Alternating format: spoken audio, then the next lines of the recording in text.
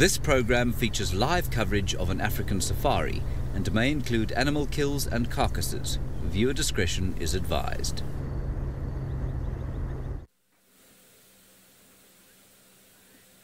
Good afternoon, everybody, and welcome to sunny South Africa and a very hot hornbill that is bouncing around in the very dry, arid pan at Gowrie Dam. Unfortunately, it's a searingly hot afternoon, which means that most of this pan has dried up already and will probably be dry for quite some time. It's going to be interesting because when we have weather like this, it's obviously going to be a good day for many animals to come down to water, so we'll hang around the pans mostly. Now, my name is Tristan. On camera, I've got Craig, and it is a warm welcome to all of you. And remember that we are coming to you live, which means that you can all chat to us, and you can do so via the hashtag on SafariLive. So any questions or comments that you may have, send them through on that platform and we'll try and answer as many as possible.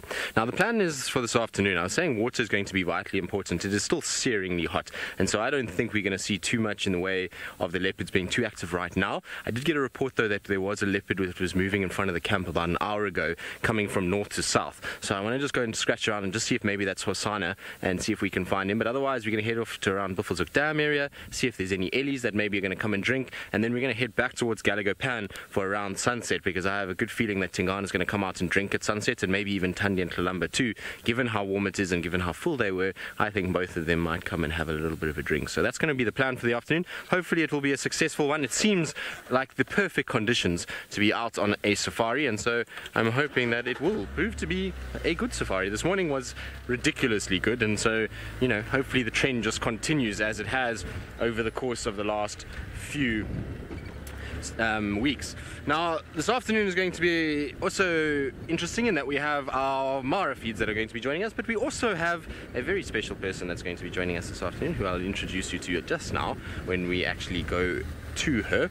You'll see her in a little bit, but I'm just sorry, I thought I saw something as we were going there. It wasn't anything. I thought maybe I had spotted a leopard out the corner of my eye, but it wasn't a leopard. It was just a stump, which is quite regular out here, as there are many leopard stumps and rhino rocks, and there is actually a very good group of guys that are visiting our final control this afternoon, so just want to say hello to all of them. There's the Rollers group, who's a group of guys that come out into the bush every year. They are big into their birding, and they absolutely have a huge passion for the bush, and so they came to come and see what's going on in final control. And one of the guys is a friend of mine, and so I think they're in final control now, busy watching. So it's just a little shout out to them. I hope that they have a good game drive this afternoon and the rest of their trip goes very, very well.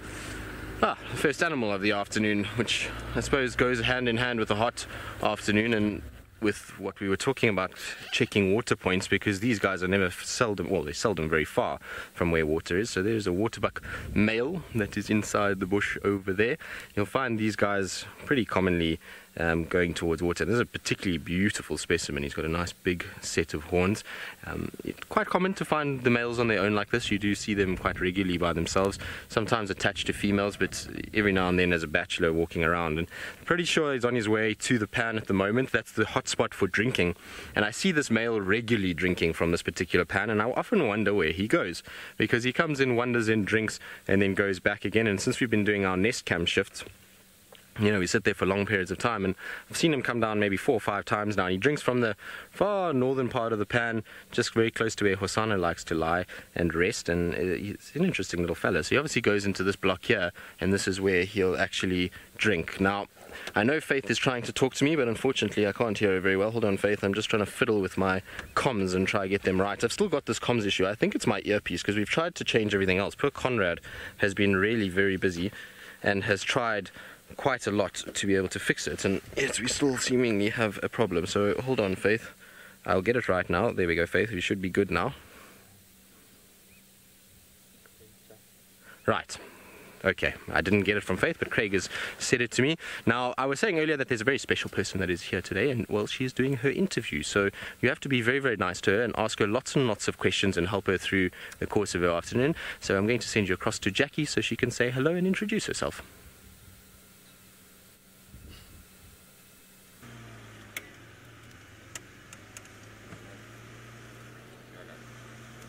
Good afternoon. It's a beautiful sunny day here in the Sabi Sands. You're with SafariLive. My name is Jackie and I'm just going to stop the vehicle so that I can introduce myself properly. So as I said, my name is Jackie, very new in this area, haven't been around for a while, so I know that some of you viewers who are looking at us on a daily basis are wondering who is this new face, but as we spend the day together, you will get to know me better. At the moment, we've stopped in front of some impala on our right here. Looks to me that we've got some young males, all of them young males, very young males, and a female and a young.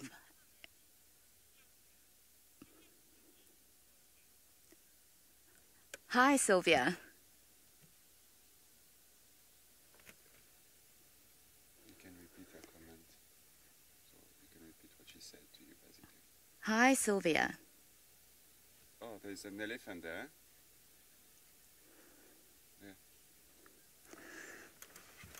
I have to say that I'm very excited about this because we started off the morning with an exciting sighting of the leopards, and now I'm blessed to have an elephant in front of us here.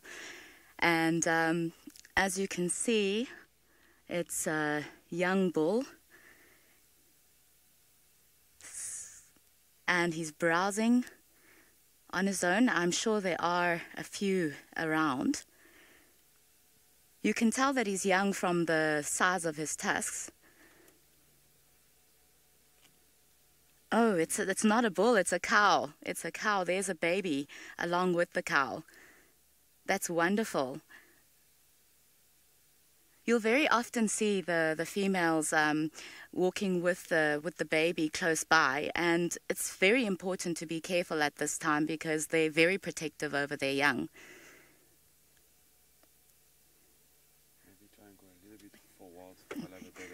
Let me go a bit forward so that we can get a better view.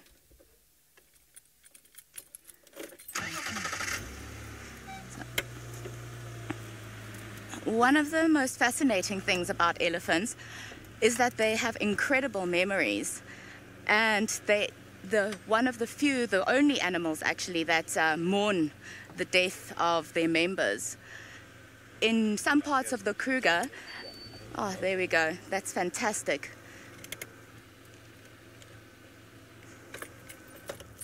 So what we have here is quite a large herd of elephants, and as I was saying, they have an incredible memory, and they're the one mammal that actually mourns the death of one of them.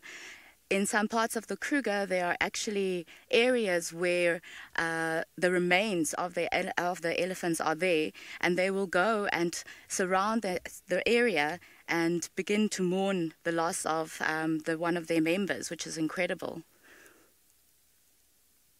Let's just have a look. They seem very calm, just browsing along. Their diet is really quite diverse.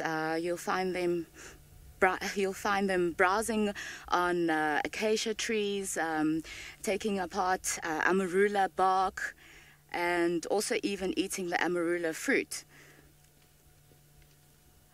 The herd normally consists of the matriarch who leads the herd, and during the day like this you'll find that they will be heading towards a source of water so that they can have a drink or maybe even have a roll in the mud.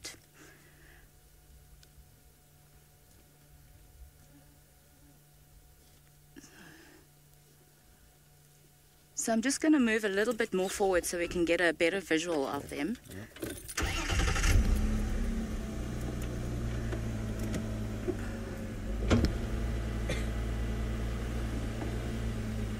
Yeah, that's perfect.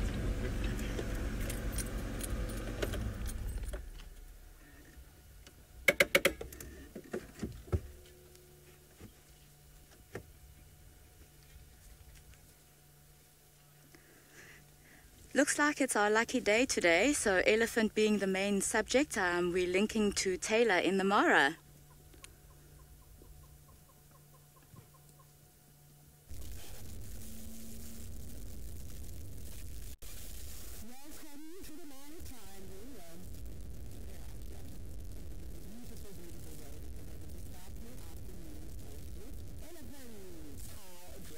That. Hello again, everybody. My name is Taylor McCurdy, and on camera with me today is Archie. Like I said, we are in the triangle surrounded by elephants. And of course, because I'm in Chiku is my car for all of the new viewers that are not so sure of it. Chiku is the convertible of the bush, if you will. So I stand out the sunroof, which is fantastic. The top doesn't go all the way down, unfortunately. And it's a nice spot here, just in case you're wondering why I look so different. And then, of course, welcome to Jackie. Good luck. Don't be nervous. Just pretend that everybody thinks you're hilarious. And they will. Well, that's what I do anyway. I just pretend that everyone loves me. And that seems to work all right. But how sweet is that little elephant? I wonder what it is smelling that has got it so excited. I love the way that they do that. It's almost like a pacifier, the way that they suck on their trunks. I'm sure that it is very comforting to them, but not too sure how to use that trunk just yet. And it's going to be a little while before it even has any idea. Sammy, you're 110% correct in saying that they are so cute. They are. They're absolutely lovely, especially that little one. Now, if you get to see little elephants of this size in South Africa, and of course it can happen anywhere where you have African elephants that have a fairly good relationship with the vehicles, and they're quite entertaining because they're curious and they come running up. And normally Mom doesn't mind. Mom is like, well, you're going to have to learn what those things are and go and have fun. And it is always an incredible experience. I suppose as a guide, you're lucky to be privileged enough to have a young curious elephant come up and investigate around the car. It's one of the most joyful experiences, I can say, that I've ever had in the bush. And it doesn't matter how many times they do it, it never ever gets old, but I'm sure you all agree with me. Now remember, this is a live and interactive safari, so if you do have questions for us, #SafariLive. I look forward to answering some of them. Hopefully I'll know the answers to some of them. We'll try our best today. And there's the rest of the herd there. Lots of Ellies. Again, I don't think it's one herd. I think there's quite a few different family groups that are all just sort of mingling with one another.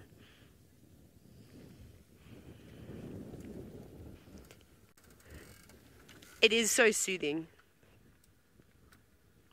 That's exactly it, Matt. I suppose soothing is a good word. I always say to everybody, and I suppose that there's a lot of young children that might have some disabilities that are working with horses. It's very therapeutic. It's helping them through it. Sorry, there's just a vehicle coming past us, so you might hear some interesting sounds. So yeah, and the same thing goes with elephants. Obviously, we're not touching them hands-on, but just by watching them interact with one another, it's normally a feel-good sighting that you will get. Sometimes it can be traumatic. Do you know what I am going to do, though, that I think is going to be quite nice, Archie? I'm just wondering if I move, I'm trying to think how I can reposition, because there's 3 little elephants that are all bundled up with one another. 4.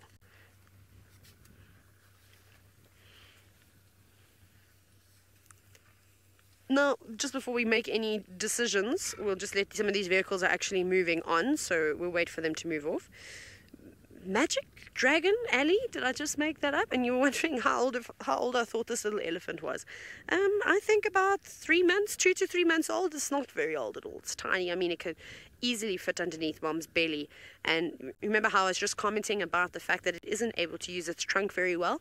That's kind of a go-to sign when it comes to young elephants. And I find an easy way to be able to tell the age of an elephant. It does take a lot of experience, of course, but with a little elephant like that, the fact that it's moving around and, like I said, comforting itself, it's fairly young. I don't think it's quite even 6 months just yet, so about 2 to 3 months or so. And it can take them up to a year to be able to use that properly. You know, specialized skills like digging for water, that obviously takes a little bit longer, all those types of things. But I'm just going to show you this elephant just in the distance. Look at her tusks. That's amazing, and I know you're all very fascinated and love our elephant in Djuma in South Africa named Fang. whose tusk does something similar but a little bit different too. Perhaps you can all share a picture. Anyways, I'm going to send you back down to Jackie. And Jackie, I'm envious that you're spending your afternoon with the South African elephants.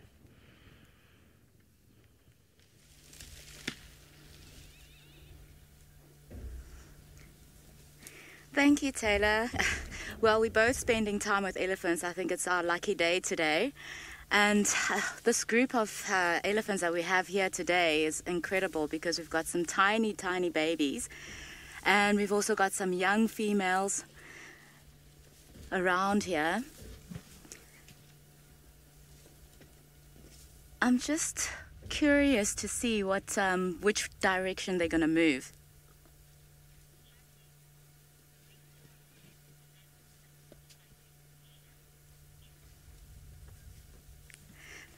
Joy, I do have favorite sightings to share. One of the memories, the best memories I have is I grew up on a farm in Klaseri, which is also around the same region as the Sabi Sands.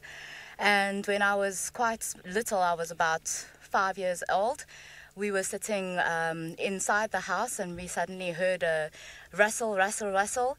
And all of a sudden our house was surrounded by 20 elephants, and we couldn't get outside. We were too scared to get outside. But it was incredible to see them moving around outside and actually going towards the direction of the Sabi River at the time.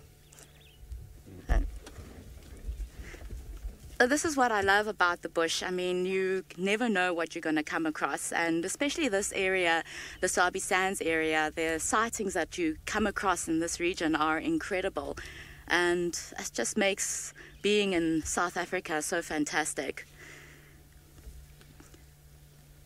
So a little bit about myself, a little bit of background while we're sitting here and enjoying the sightings of the elephants. I studied many years ago. It's about 18 years ago already.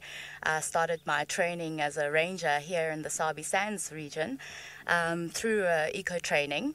After that, I then went on to study my Bachelor of Science degree and diverted a bit, wanting to go more into the medicinal side of things. And currently today, I'm actually going to training as a traditional healer. So my passion really for the bush is just incredible, because I see that the benefit that we can do as people and how we can change the perception, and especially through education. So this is why I'm here today, is to share what we have here with you. Let's have a look. So look at those two. Look at the cute ones. They're so cute. Putting up its little trunk. So cute. You'll notice the little ones, the trunk is very floppy because they haven't developed yet. It gets stronger as they age.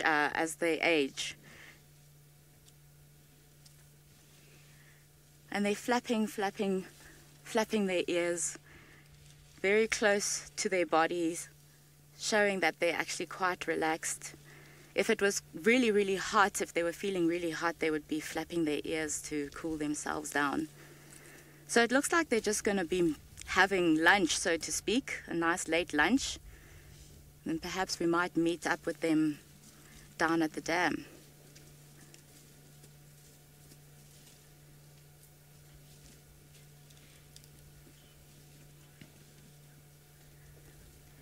So while we're still waiting to see if this group of elephants is going to move, let's link to Jamie down in the Mara. Welcome to Jackie, and welcome to all of you to the Masai Mara. I'm speaking quite softly because we are once again back at the natal den, and a polar bear is here, the mother of one of the newest cubs of North Clan. I'm hoping she's going to go back to sleep is what she's going to do. I was going to say, because it's been raining out here in the Masai Mara, I was hoping she was going to call the cub out now that it's stopped. My name is Jamie. This afternoon, VM is on camera with me for the first time in ages. So, what are we going to do, Polar Bear? I'm speaking softly because I ended up quite close to her. I was coming along the road, and I've wound up quite close. The natal den, which is where these hyenas have gone to raise their tiny cubs, is very, very close to the road, so I ended up parking next to her. I didn't quite realize how close she was, so I'm speaking very softly, just so that we don't disturb her. Come on, girl. All these days of expectation, waiting, hoping. I'm not going to sit here for the whole of drive. I just thought I'd pop past here on my way, just search for the Owinos and other things out in the Mara Plains of Kenya. And it sounds like Jackie's been doing an amazing job, and I'm sure you'll always be as welcoming as you always are. Giraffe Girl, you say that you love the North Clan. I'm very glad to hear it. You would not believe how many odd messages I've received from people telling me that they're bored with hyenas and they really would prefer if I focused my attention elsewhere. I'm not going to, of course. I really enjoy spending time with the North Clan. Obviously, things are starting to get a bit more normal, but I've got one more thing to do for the final episode of the Gauntlet. And I need Waffles for it. And she's not here. I'm sorry, Paul. I'm sorry. It's okay. It's all right, girl. She's not going to call the cub out if I'm parked so close. Let me just move away slightly, just in case she does. You never know. Let's go quickly.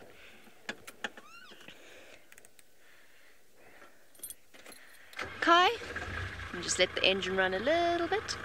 These cubs are going to be so used to people and vehicles.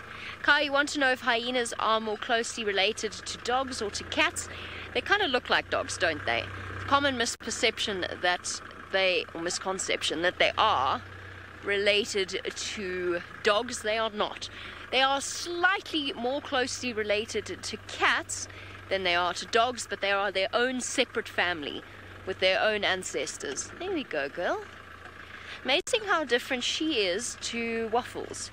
And I suspect that might have been because she was born when these hyenas were just starting to be researched. So she hasn't had the same level of exposure to people. There we go, that's a bit better.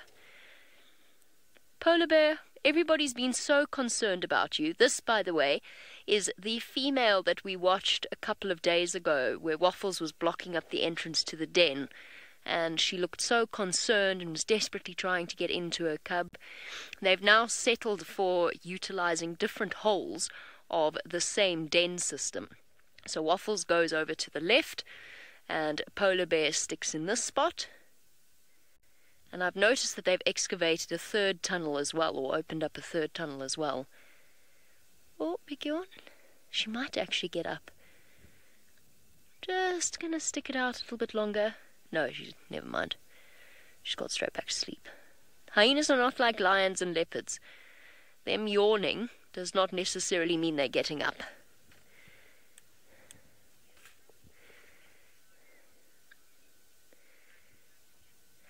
Anafaxian, welcome to your live safari addiction. It is very special to have you on board.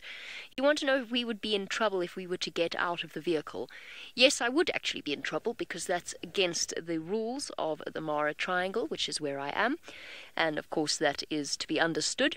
However, I think that you are more referring to would Polar Bear attack me? And the answer to that is no. She doesn't see me as food. She sees me, especially in my human standing form, as a threat. So if I were to stand up and break the outline of the vehicle, she'd get up and run away and be very disturbed, possibly even move her cub from this den site. So none of the animals are a major threat to us. They are wild animals, of course, which means we treat them with respect. This afternoon before the sunset safari, I reversed away from a very serious elephant in Must because I had enough space to do so. So we do treat them with respect, but lions don't want to jump into the car with us. Hyenas don't want to eat us. However, at night, that is a very different story. If I were to go to sleep, if I were for some bizarre reason to decide that I want to sleep out in the open here, or if I were to leave my tent flap open, probably unlikely up in our camp, but as a possibility, they might actually come and investigate with their mouths, and that could cause really a serious injury. Some animals are more comfortable on foot than others. Polar bear here would run away from me, but Hosanna has never worried too much about people on foot.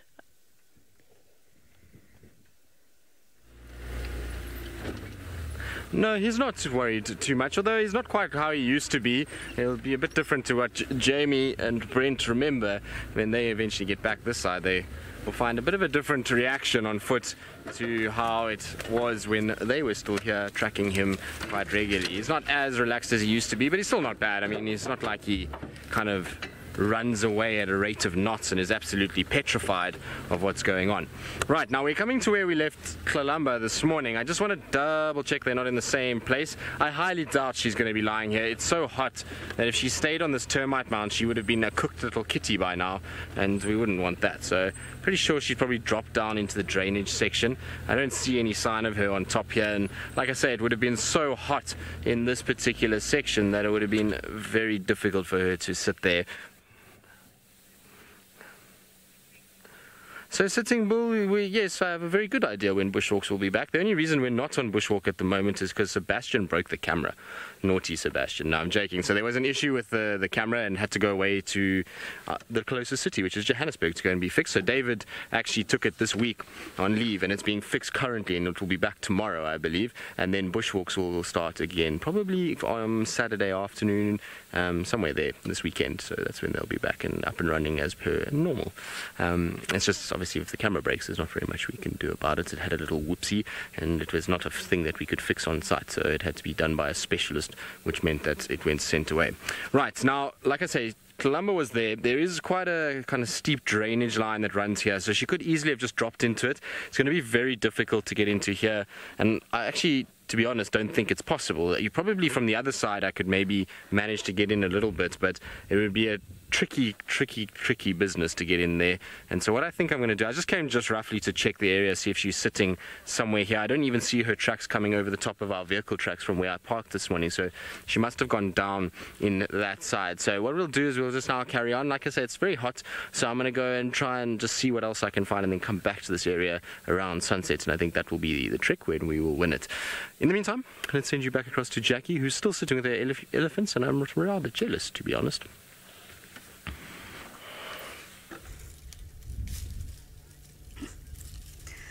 Yes, Tristan, that was incredible, the sighting this morning, but not much more incredible than this today, what we're experiencing here. We've been sitting watching these elephants eating their lunch, and we were at one stage completely surrounded by them. At the moment, we're just watching this one tearing down this acacia and enjoying it, closing her eyes, enjoying it so much. Look at it. And while I was sitting here, I was actually thinking how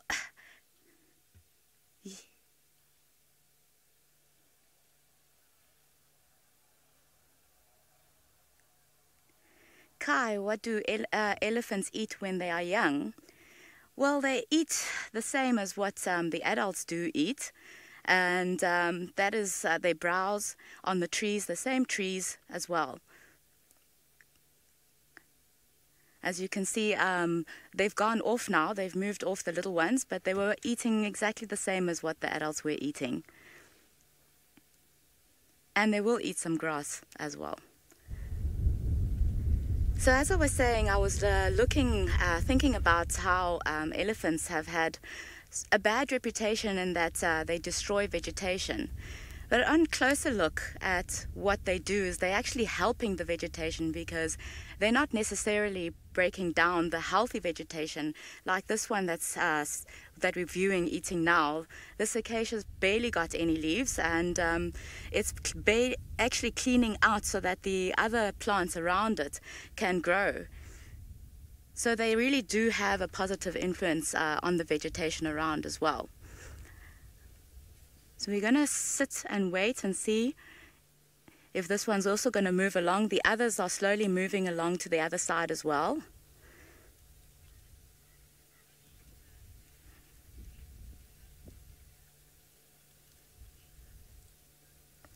Mishmam, yes, it is incredible how they eat all those thorns, which goes to show how hardy they are. So their tongues, they cannot feel when those thorns are in their mouth. That is incredible. And he's got thorns on his trunk. And he's not going to feel anything because they're very thick.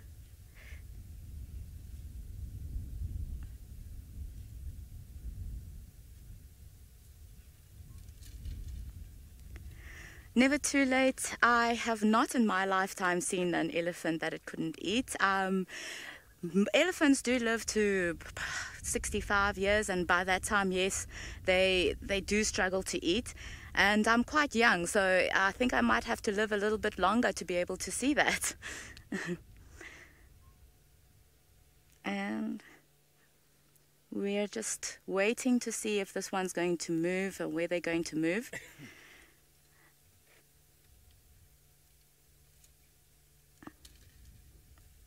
I don't know if you can see the mud on its back. It's been mud rolling already early this morning. A natural sunscreen for them, so they don't get sunburnt because they are quite sensitive to the sun.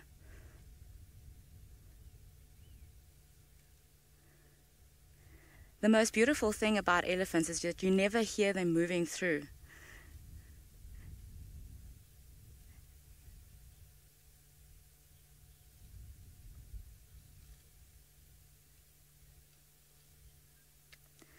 Magic Dragon Wizard, I was a guide. I worked at Savannah Lodge, which is in the Sabi Sands Reserve. That was many, many years ago. Yeah, so it was at the Savannah Lodge. A very interesting experience for me. I was very, very young then as well. And we did quite a lot of footwork, which allowed us to see a lot of the animals on foot. So they seem to have moved on, and I'm going to drive a little bit further to see if they're moving to the direction of the water, which is on the other side. Let's take a drive down.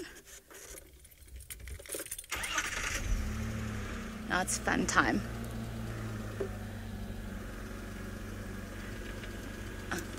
So, as we take the drive down, we're linking to Taylor in the Mara. Thanks. There we go. I'm going to tell Paulie, I'm going to move. Sorry, everybody. I know we're live at the moment. If you can just stand by, I'm just going to reposition the car. You won't be able to see me, remember, because I'm in a different vehicle. The reason why I'm just repositioning is just to pull off more of the road to make it easier for other people to pass by without them almost rolling their car into us. This is not a particularly nice sign. There we go. Anyways, so we're with lions. There we go. If you didn't believe that we were a live interactive safari, there we go. And there's the proof. And I haven't got a clue which pride of lions this is.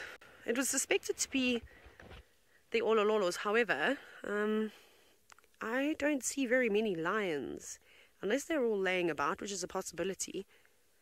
But just looking at them straight away, I haven't seen the Owenyos for quite some time. Could be them. So there's 4 lions in the Owenyo pride, hey? 2 lionesses and and 2 sub-adults or 3 sub-adults. I haven't seen them for such a long time, I can't remember.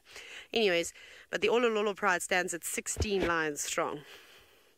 I think we would see a few more. There is a nice croton thicket behind us, so maybe they're in there. They've just been, I suppose, trying to keep out of the sun, as lions normally do. I just find it bizarre.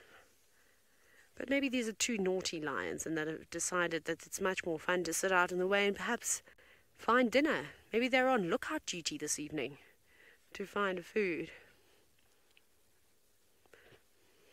They are sighted lions. I don't know how long we will stay here for. It depends on what they get up to. But we might also do a bit of a drive around and come back here a little bit later. It's a possibility. I just want to figure out who on earth we've got here. Oh well. Time will eventually tell because they'll get up.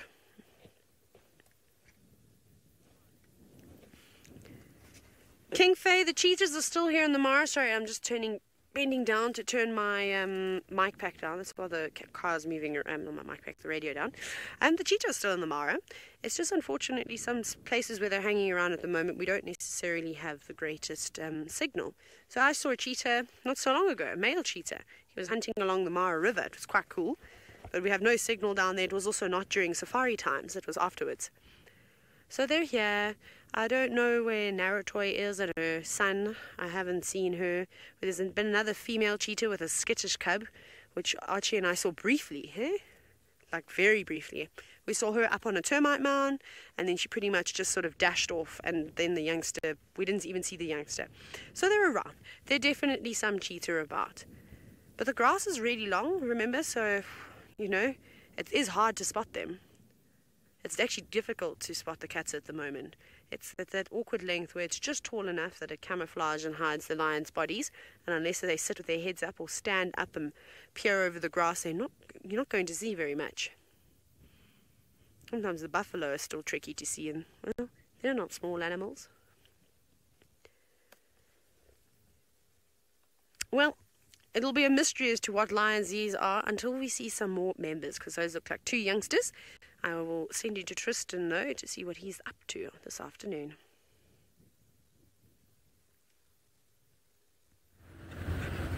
Well, Taylor, I'm having a little afternoon bumble is what I'm doing, while being melted like a candle that's been lit, because it is that warm this afternoon. If James was out here, he would be, I think, perspiring and probably cursing at the same time as to how warm it is. It's very much like the other day when it was very hot. It kind of feels that way, which generally means we're on the build-up towards a cold front, which will be about right, because it should hit us just in time for the weekend, which is pretty much the pattern that has taken place over the last 4 weeks as we've built up to TV. And it's delightful because the cold front always hits when we have to be out there from 3 o'clock in the morning and freeze our backsides off, but it's okay. It's actually quite nice, like I said, being out at that time. Even though it's cold, it's so calm and still. It's a kind of surreal experience being out here. It feels like everything just kind of calms before that pre-dawn sort of chorus that comes out.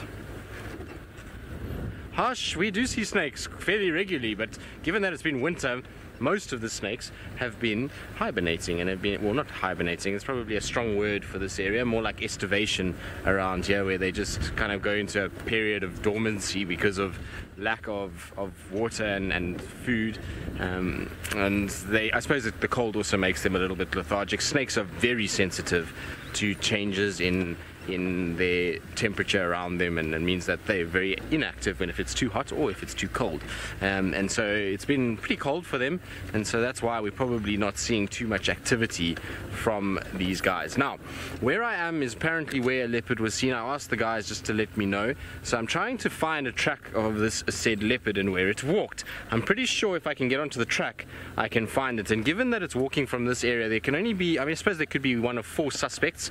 It could be Tlalamba, Tandi, Hosana or Tingana, but my money is on Hosana. That's who I'm betting on, making his way slowly back towards the pan for this afternoon's little jaunt at the waterhole. And so I just want to double check under all these quarries that there isn't a sleepy little leopard that's taking it very easy. I wouldn't be surprised if he's somewhere up here. The guys said to me that they saw him on the ridge kind of walking along, which would be somewhere where I am now, and it should be, if I just pick up his track, then I should be absolutely perfect, which is very good, and we should find him. I think he's just sitting here somewhere in one of these little thickets, and I'll find him fairly quickly. Right, while I try and look around and see where he's gone and try and decode the leopard mystery, let's send you back across to Brent Leo Smith, who, well, is doing much like I am, and hopefully he'll have more luck than I'm having at the moment. Well, hello and welcome to the absolutely marvelous Masai Mara. I am the last person you to meet this afternoon. My name is Brent Leo Smith. I have the big man on camera with me today, James, and we are pottering around right down in the south of the Mara Triangle, seeing if we can maybe find a cheetah or some lions or some wildebeest. Now, there are quite a lot of wildebeest down near the river, but on the other side, apparently there was a big crossing earlier today, so I'm hoping those wildebeest have moved into this area. Remember, we are 100% live, so you can send us questions, and we would love to hear from you by using the hashtag SafariLive on Twitter. Okay. Oh, there are cars there. That means there must be something up ahead, or someone is broken down. So let's go have a look what's there. Now, as I say, the reason I've come into this area, we've been seeing cheetah quite regularly down here, so it's always exciting.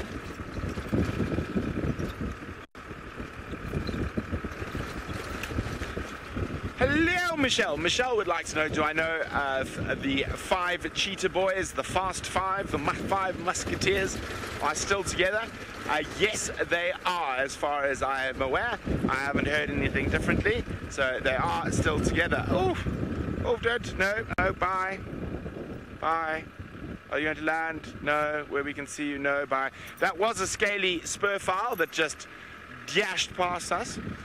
A little bit windy today, and a lot of the birds not so fond of the wind.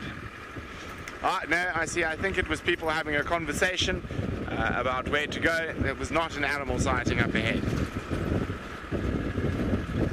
I'm going to pop down onto some burnt area. There's a fire that came through from Tanzania, and I'm hoping we're going to see... Hopefully, we're going to see something that Jackie has managed to find all the way back in South Africa, even though we're supposed to have 1.7 million of them.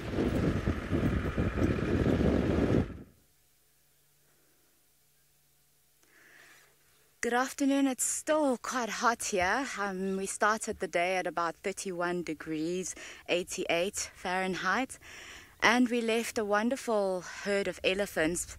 Now we're stuck in the road. As you can see in front of us, we've got some wildebeest that have decided that it's now siesta time in the middle of the road. So there's about 3 of them lying there. And you'll find them in a herd like this when it's bachelor boys or it's a breeding group. Usually you'll find the male solitary on his own, protecting his territory.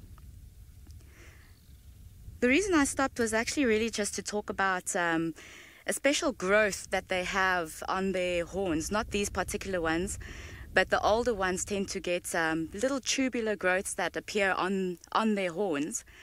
And with my studies of traditional healing, I found out that Sangomas actually use this specific growth for medicinal purposes.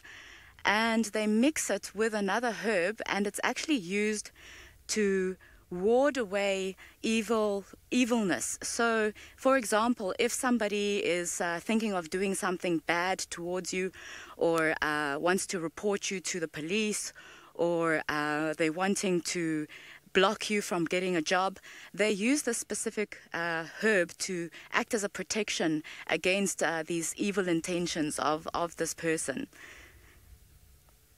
They not only grow on the wildebeest, but they also grow on the buffalo as well. I'm quite keen to know how they get hold of this. I'm actually going to quiz you. How do you think they get hold of this special growth that's on the horns? You can hashtag us at hashtag SafariLive.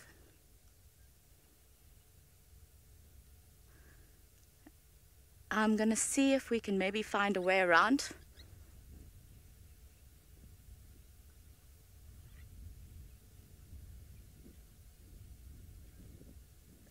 Please repeat the question. I didn't get that.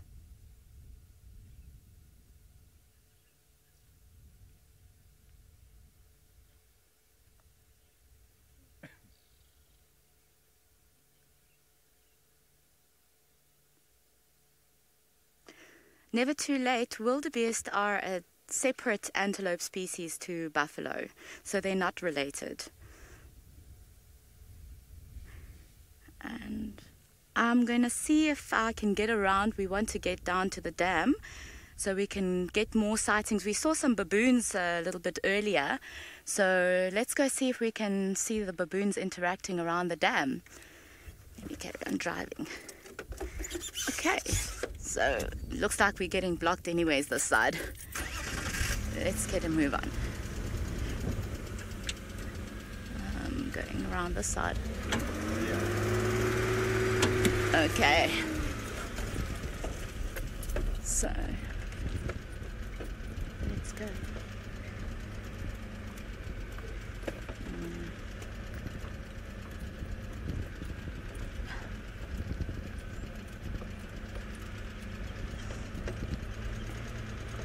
Totally different species.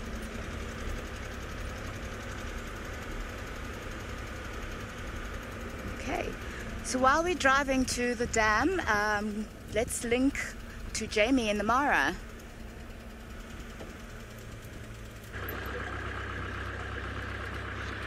So we've left our wonderful polar bear, who I confess, I think is a little bit under the weather. And not literally, although that's coming. She will be literally under the weather shortly. But I don't know, her eyes are a bit swollen, she kept sneezing, a little bit of saliva. A bit worrying, actually. I hope she hasn't brought anything contagious into that den. Or vice versa, I suppose. So we'll go back there a little bit later, depending on the weather. If it's raining over the den, there's absolutely no point. And we've abandoned them for now and gone off in search of the Winnow Pride. Our lovely 2 lions, and we did episode 4 of the Gauntlet. They were up against the escarpment over to the left, far away from the original territory and where we used to spend time with them.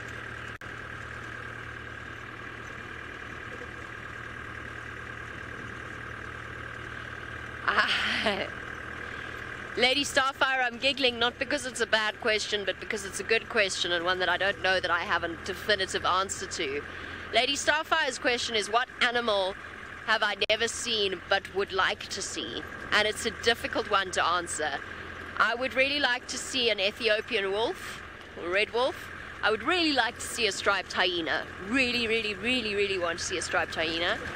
I really want to see a wolf. I really want to see a jaguar. I really want to see a tiger. This is a very long list of things I haven't seen. I would really like to see a polar bear. Zoos don't count. I'm not counting animals I've seen in zoos. Those are all things I would really like to see. And I hope one day get the opportunity to see one. Or blue whale. Faith's on form. Faith is very much on form and has pointed out that I just saw polar bear at the den. I would like to see... Okay, fine, we'll tick that one off the list. She's a bit smaller than your average polar bear and slightly less pale in colour, but I take that point. I can't believe I missed that one. So the question now for you, Lady Starfire, and for anyone else who would like to participate, is what animal would you like to see that you have never seen? Hashtag SafariLive on Twitter is how you can send that through, or the comments section on YouTube, along with any similar questions along those lines. Now I'm going to turn the tables on you. You try and figure that one out. Oh, there's so many. I want to see an ocelot. I would love to see... What else would I love to see? Now I've forgotten of all the animals. I really want to see an elk. Or a moose. Pardon? Bongo. A bongo, yes! I really want to see a bongo. That's come from VM. These are all things that we really want to see. We do, however, acknowledge that we are very privileged to see the things we do see, even when they are of the feathered variety.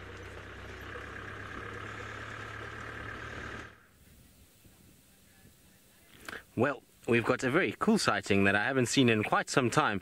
So as you can see, we've got a lizard buzzard in the tree. Now we know it's a lizard buzzard because you can see that moustachial stripe as it bends its head between its legs. But it's busy feeding, and I can't see exactly what it's feeding on. It might be a lizard, as the name suggests. Sometimes they will grab lizards and feed off them. It's quite difficult to actually make out what it is. I don't know if maybe you guys at home can see it a little bit better than I can. It's against quite a white sky, which makes it quite tough, and it's hanging more to the other side of the branch than it is on our side. But these guys will hunt quite a few lizards. They'll hunt geckos. They'll hunt... It looks quite big, actually. If you see, it's got a tail coming down. Is it a snake or is it a lizard? I can't see nicely. Looks a lizard-like, doesn't it? There's definitely a long tail there. Maybe snake.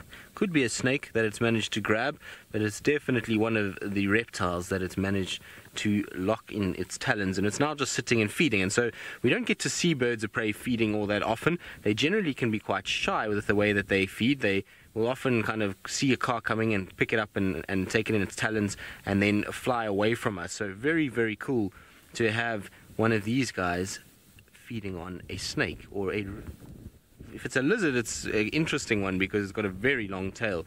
So I would imagine it must be a snake that it's got there.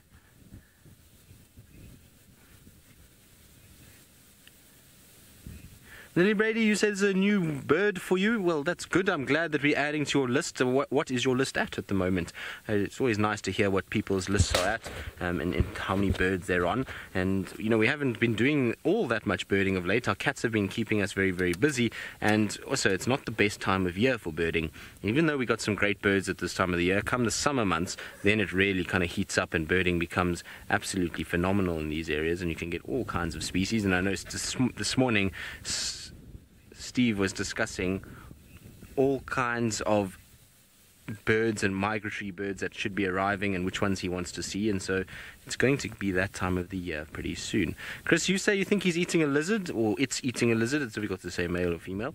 That's possible. I mean, I'm looking on a tiny little screen against. It's very difficult to get much detail out of it, so I'm not 100% sure what it is. I just know it's got a long reptilian tail, and so it could be a snake, could be a lizard. Maybe lizard is right. It looks like there's a bit of chunkiness to it, doesn't it? I wonder if it's maybe a little baby monitor lizard. Wouldn't that be quite something if it managed to get one of those? It's difficult to think what other lizard it could be with such a long tail. But if it was a monitor, we would see a more bulky body than that.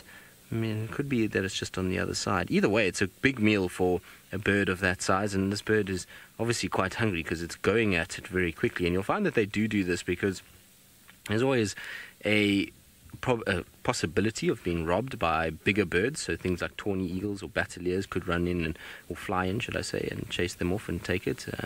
So they've got to kind of feed quite quickly. It's much like a cheetah in some respects, is that they're smaller and they end up scoffing things down as fast as possible and then flying off. But very cool to see. I haven't seen a lizard buzzard in quite some time. I always enjoy seeing them. They're such beautiful little raptors. They've got, like I said, that little moustache that comes down white and black that comes from the beak and runs down towards the chest. It's this distinguishing feature of these guys. Very, very cool to see. Now I actually just want to give Tux an update because he's got guests that are birders at the moment. We were talking about them earlier, so just want to let him know. Tux, no updates as yet. I'm not sure if you're interested, but there's a lizard buzzard that's got a kill here at just off of Gowrie Dam Wall. So it's still going and eating.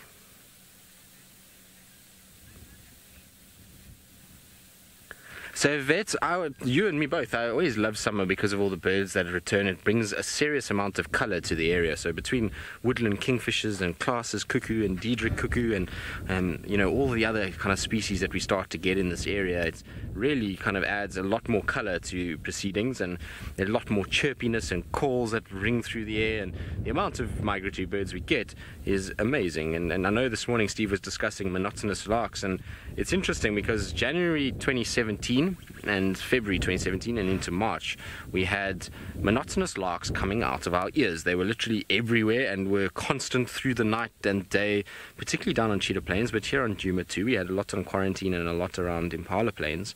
And then this year, very, very, very little. In fact, I don't even actually remember hearing a monotonous lark through the summer of this year. Oh, there we go. It picked it up for us. Now, what is that? Is that snake or is that lizard?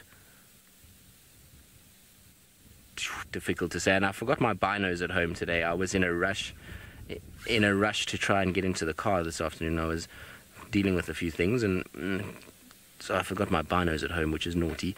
But it looks snake-like to me, doesn't it? I don't see any limbs there. Very cool, though, either way. Look at that. And you see how it's basically just getting that beak in there and just stripping little bits of meat.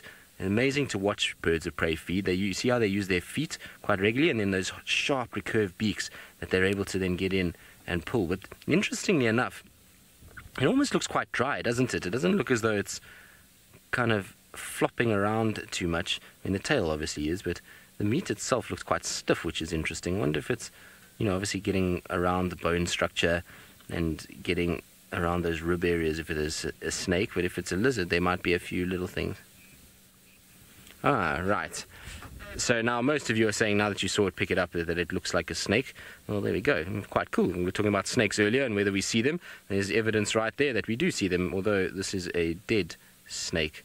It's interesting what it just swallowed there. Was it something that the snake had maybe eaten? Because it looked quite big and bulky. I don't know. It's difficult to see from here, but either way, very cool and a nice little sighting just for our afternoon. Right, now while we leave this predator to its meal and see what it gets up to, we're going to go try and find another predator in the form of one of our spotted cats, and in the meantime let's send you back across to Brent Leo Smith, who's up in the Mara, and I think he's found something, but I'm not sure if it's what he was originally searching for. Well, since we got beaten to wildebeest a little bit earlier by Jackie, we've decided to find a few. So as I said, I suspected that the herds that have been crossing around Lookout have streamed down towards this area. There's been a fresh burn, as you can see, and there's also an older burn, so there's quite a lot of green around. So quite a lot of wildebeests and zebras down here, we're probably about 100, 200 meters away from the Tanzanian border.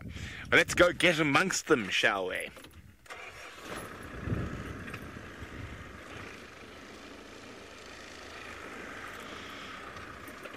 Hi, Kristen. Kristen, the long grass, I suppose you could call it a fire threat, but you must remember that Africa is a fire climax biome. So fire is actually very, very good for an ecosystem, particularly one like the Mara. The Mara needs to be burnt probably every 4 years. What the fire does is it removes the moribund vegetation. It actually puts nutrients back in the soil. And the grass isn't actually harmed because the part that burns is already dead or outside of the ground. And the growing points of grass are actually under the ground. So the fire passes over quite quickly. It doesn't destroy the growing points of the grass at all. And with a little bit of dew, this is not even from any rain, we get this wonderful green flush. And wildebeest and zebra and Thompson's gazelle and Grant's gazelle really, really love these fresh new shoots that are popping through. Yum, yum, yum, yum, yum, yummy.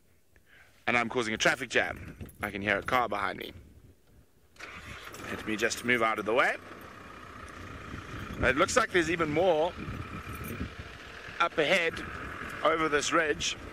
So let me just let this car go past me.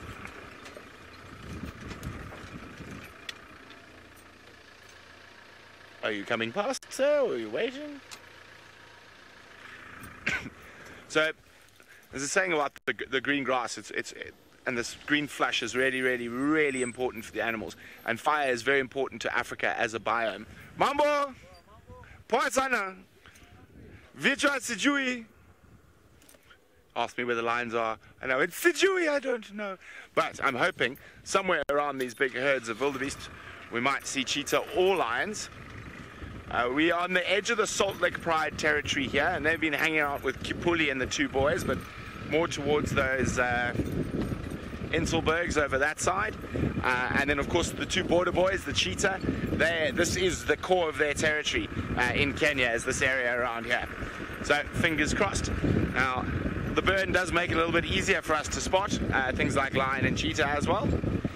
And because of the animals being attracted to it, even though sometimes hunting is a bit more difficult for the predators, you will find them often on these burnt areas.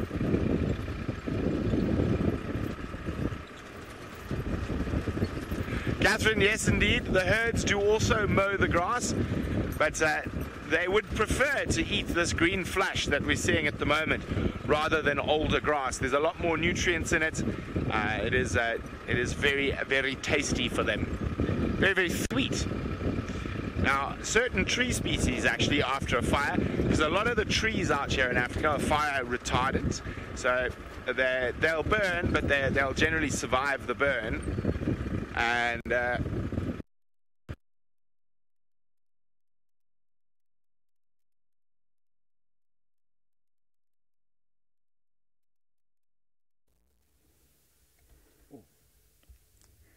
So we left the wildebeest behind, and along the way, hello, we have a giraffe ahead of us browsing.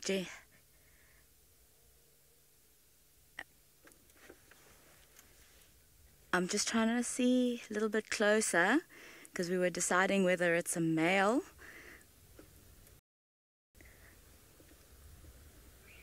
The tusks do look quite small, so I think it's a male. And he's moving along now, a little bit out of our visual. I'm going to see if I can get a bit closer so we can get a better visual.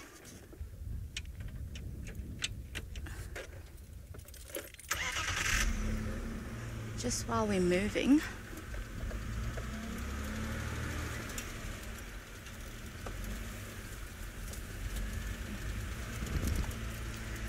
Lily, my favorite animal is by far the lion.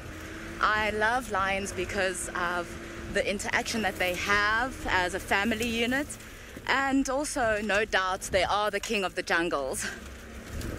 Oops, so let me just... There we go. He's moved on along here. Let's see if we can find... Ah, that's wonderful. There we go. I'm gonna see if I can get a little bit closer. Is that good?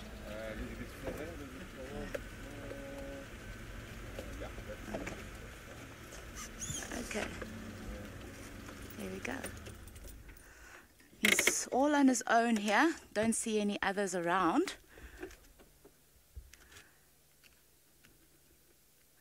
And they don't have a preference really on what they browse on. But being as tall as what they are, they get to have the more succulent leaves at the top.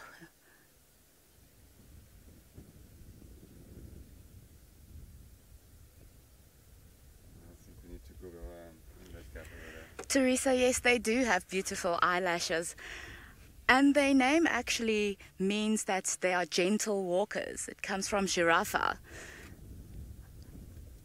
And as you see, when they walk, they do look like elegant ladies with their long eyelashes.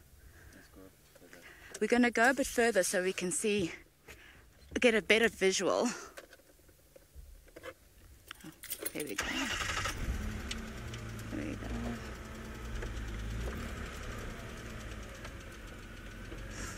Okay, as we're moving forward, let's go across to Jamie.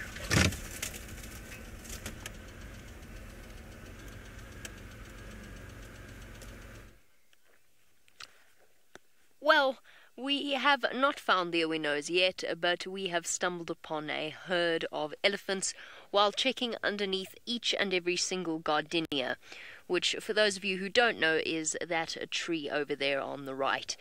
They provide oodles of shade. Is it oodles of shade a thing? Well, now it is. So the lions absolutely love them. But at this point, I think it's safe to say that there are no lions underneath that one. Or the elephants might be in a slightly more uncomfortable mood than they are in now. So a lovely little herd strolling up against the escarpment, enjoying the cool afternoon weather. I enjoy weather like this because it means that for things like elephants, of course the predators love it, but for things like elephants, it often gives us these special moments where they're quite energetic.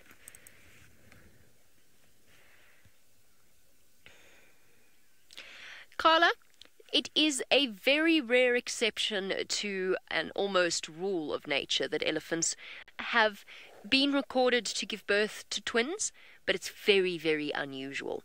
So generally speaking, they invest all of their resources for 22 months in creating one very special life that they then invest a few years in after that, raising and ensuring its safety. So they really commit, the way that they have evolved in terms of their reproductive strategy, they really commit to one baby and one baby alone.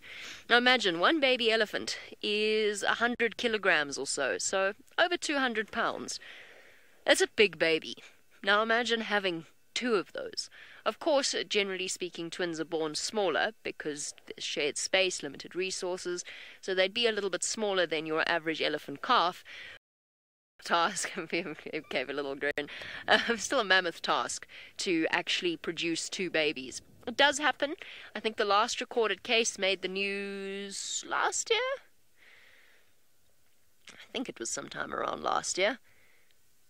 There was a case of elephant twins. The reason why I haven't moved, even though the elephant's head is now behind a bush, is I'm slightly concerned that if I do, I might lose my communication with Juma completely, and therefore will not be able to hear your wonderful questions. There's a little bit, we're in a lee of the escarpment, in something of a, I suppose you could call it a blind spot. It's not really, dark zone, I don't know what you'd call it, where both radio repeaters don't quite meet. I'm hoping if I stay here, we'll be able to continue to hear your questions.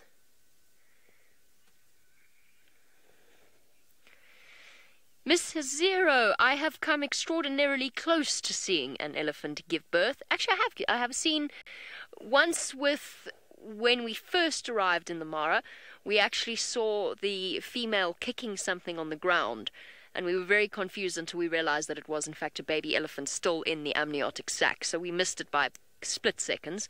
Then there was the unfortunate one a few months later that didn't make it. And that was, we didn't see it being born, but became very, very close, and we saw it take its first steps. That was a deeply traumatic sighting. And then, of course, there's the time on Juma, when Brent found the placenta, and we went on by pure chance to find the little one in Fang's herd, all those months ago. That's the closest I've ever come. It is a dream to see an elephant give birth. And out here in the Mara, it is more likely than getting that lucky on Juma, because it's more open. And it's one of those things, right time, right place, relaxed mum. Little one's hiding behind the bushes there. I think both females here are the mothers of these calves. I'm going to carry on and move away, first of all, from the communications black hole, but also away from the rain. Let's go and see where the tailor on the river is about to get somewhat damp.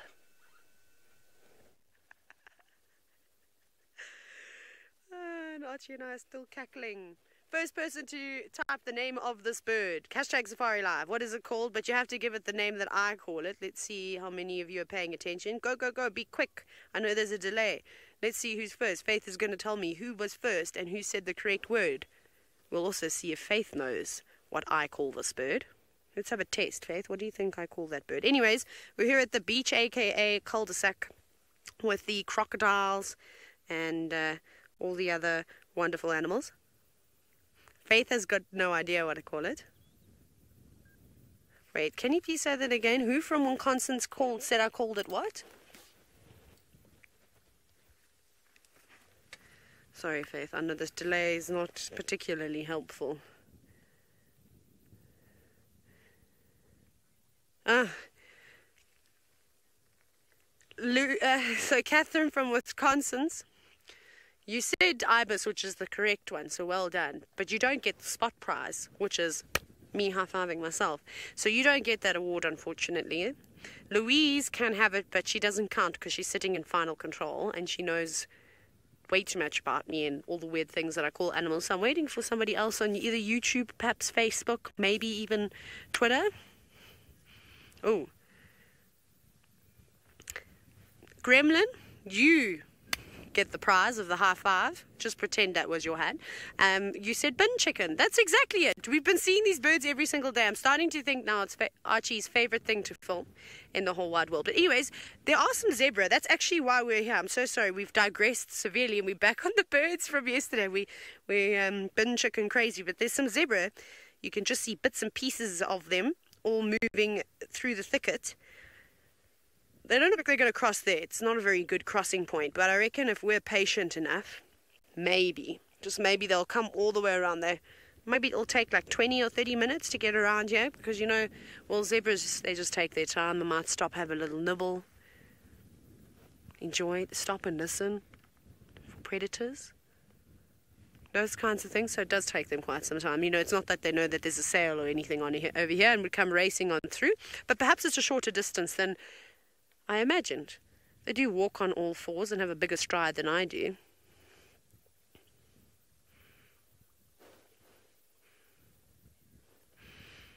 Sarah, yes, I suppose crocodiles do see underwater. I've never been a crocodile before, so I couldn't tell you how well. And they've got a special eyelid as well, which sometimes you can actually see. It's yeah, you can see it every now and then. I'm just trying to look around. I don't think any of the crocodiles are going to show that their third eyelid, the special one, which of course will come in protection underneath the water too. But this water is very murky. I don't think the visibility is very good. I don't think that the eyesight is necessarily what they're relying on. It's always chocolate brown. Some days are a little less murkier than others. The light's not particularly great today, but I mean, you can see, and you'll just have to take my word for it. Sometimes you can't even see the bottom of the big rocks that are in the water. I mean, that's a crocodile, though. That's not a rock, even though it looks like one. So it's tricky. It is very, very tricky. I think if I were to go in there with a pair of goggles, I'd only know that the crocodile would try and eat me when it was maybe a ruler's length away from my face. But we don't swim in the Mara River, and neither should any of you. That was a disclaimer, everybody. In case you go and do something silly, then I can say, but you said don't try this at home, Not that I'm in the water. Anyways, so I think we will just sit and wait for the zebra, and hopefully they will come this way. Anyways, Archie was just saying to me that Tristan likes to tease me a lot, so let's see what he's got to say today.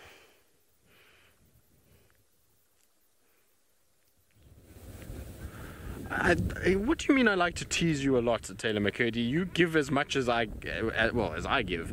Taylor always is having a go at me about all kinds of things, from falling out cars to everything else in between. So I'm sure Archie is misinformed. Taylor is telling him fibs and saying that I'm the one that's giving her a hard time, but it's the other way around. In fact, I got a message today from Taylor saying that I wasn't responding to her message, and that she sees who I am now and that I'm full of nonsense. So it's tit for tat, Taylor, and we are both equally to blame in the nonsense giving department, which is fine.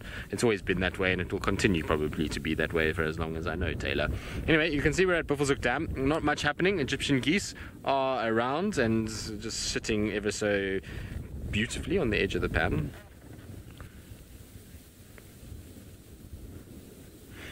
Teresa, you're asking if it's true that birds can eat 7 times their body weight. It depends on which birds we're talking about, but yeah, for the most part, yes. And the reason why is that birds are very, very light. They need to be light because otherwise they're not going to be able to fly. And so birds mostly have hollow bones, and so even though they look big, they're a lot lighter than, let's say, a mammal of the same size, and they will then eat a lot. So if you take something like a vulture that's got a crop, it will be able to eat a huge amount of food, because not only is it eating and going into the stomach, but it goes into the crop area and kind of swells out and is almost an area that can store a lot more food, and so they can eat a lot. So I don't know in a vulture if it would be 7 times. A vulture's a heavy bird, so it probably in vultures and things like that, no. But in small, tiny little birds, like maybe a penduline tit or something there, they could probably potentially eat about that. So it would be somewhere around that area. I don't know if it's 7 times exactly, but it would be definitely that they would eat quite a bit. But, a vulture would have to, if a vulture had to eat 7 times its body weight, a leopard-faced vulture would be eating close to 50 kilograms. So that's not going to happen. Oh, Craig, can you get that little butterfly-looking thing that is flying down at the bottom there? I don't know if you can see it. It's just on the bottom of the dam wall. We haven't seen many insects for so long, and I absolutely loved our winged insects that we get around here. Now you'll see it kind of bouncing around. Now it doesn't look like a butterfly. It looks like it potentially could be one of the diurnal moths. It's difficult to see. I can just see the coloration at the moment, but can't see too much of the details. So we do get a superb false tiger moth that comes out, which is a diurnal moth, and I'm just trying to see it nicely. I can just see color, but maybe someone out there can get a better view of it and tell me if they can see the details, or just send me a screenshot so I can have a little look. Right, well, while we admire a butterfly that is just sitting on the edge of the dam and decide where we're going to go from here, let's send you across to Taylor, who's got some animals that are on the edge of a water source of their own, also deciding what they're going to do. What's about to happen, everybody? Are you ready for a crossing? Here at Cul-de-sac, it's the best place in the whole wide world to watch a crossing, in my opinion. Now, what has happened is, I just want to fill you on everything that happened. I made a very sarcastic comment while we were off there and said, these zebra are probably going to take like forever to get down here and we're going to miss it. And I kid you not, as I finished that sentence, obviously I was going like, because I know what these animals are like at crossing, they came charging down. It's like they heard me and they were like, well, we're going to show Taylor today I'm fine with that. Sorry, zebra. But anyways, so now, small group of zebra, not a particularly massive gathering, but that's okay. This is a dangerous spot. Every single crocodile, barring a couple, have left the bank, and some of them are so fat. I've never seen crocodiles so fat because they're well fed at the moment. They're all lined up in the water. See how clever they are? They know. They're also intelligent. You mustn't underestimate the intelligence of a crocodile. But they know that that's the spot that the zebra like to go in. And normally they'll end up sitting a little bit further downstream from where the animals will cross, because that current is going to drag them obviously downstream. There's no ways, unless they're the most powerful swimming zebra in the whole of Africa, would they be able to swim upstream. Like I said, it doesn't look like much, but it is quite hectic.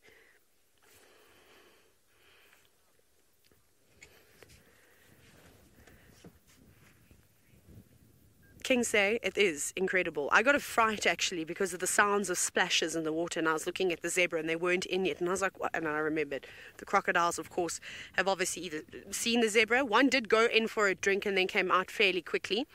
So it's pretty amazing. And like I said, they're so fat. They've this one, there was no definition at all. They are so healthy at the moment. It's great. Like, it's really, really nice. I might have to try and do a post. Maybe we'll see if I can pull some pictures of crocodiles I took sunbathing on the banks from when I first arrived in the Mara to some of the ones now that almost look like they've grown in width, like 3 or 4 times their initial size. Maybe I'll do that. I'll see if I actually got any decent pictures of them out on the banks and things like that when I first arrived. But now they're massive. They really look like the monster crocs that Mara has to offer. And yeah, it's a very dangerous spot. You can see, look at the zebra. I mean, I think they know what's coming for them. And with so many mouths, there's one youngster in there, one much younger than the rest. That's going to be a target. Although these big crocodiles, they don't discriminate. They'll just clamp on down to anything. And with all them lined up there, they'll swarm on in like flies to fresh elephant dung. And then they'll start eating dinner. But we're obviously going to sit and keep watching this. And hopefully these zebra will make an attempt. Who are you siding on today, the zebra or the crocodiles? Remember, both are very important in nature, but we'll chat a little bit more about that in a bit. Off you go to Jackie, who has also found the same reptiles in South Africa.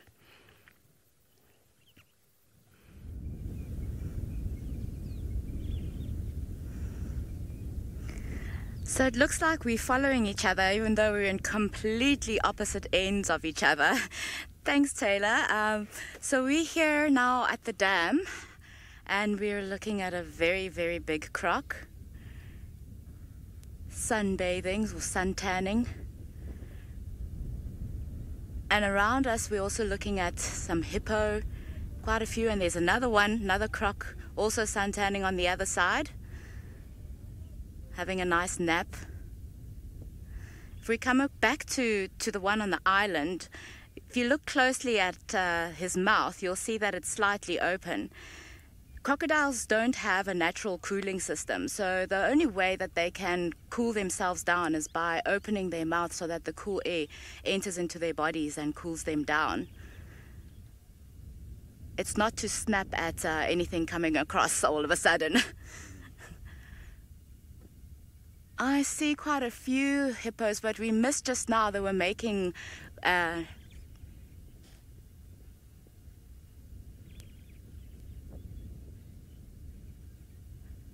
yes, Andy, the croc is very wide. He's quite big. It's a very big specimen, nice specimen of this crocodile.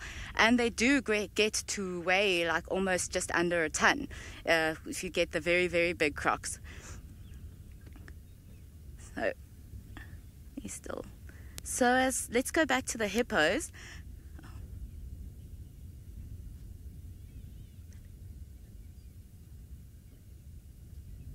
Okay, so we're back at the hippos, and I was saying that when we got here, they were making sort of a snorting sound, like a sound, which is when they're close together in proximity like this, and there's a number of males around, they warn each other to say, look, you're in my way, otherwise I'm going to get you out of your way, so move out of the way.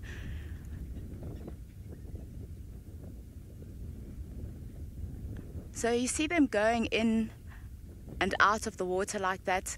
They can keep themselves submerged for up to 6 minutes at a time.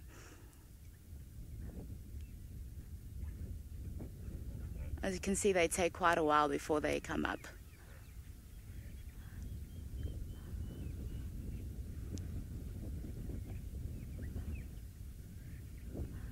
And there's quite a few.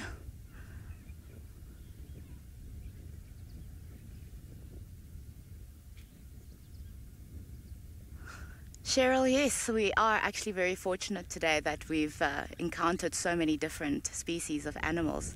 That's what makes being in South Africa so wonderful. And there's a few birds around as well. There's a blacksmith plover there on the island. They're quite close to the crocodile.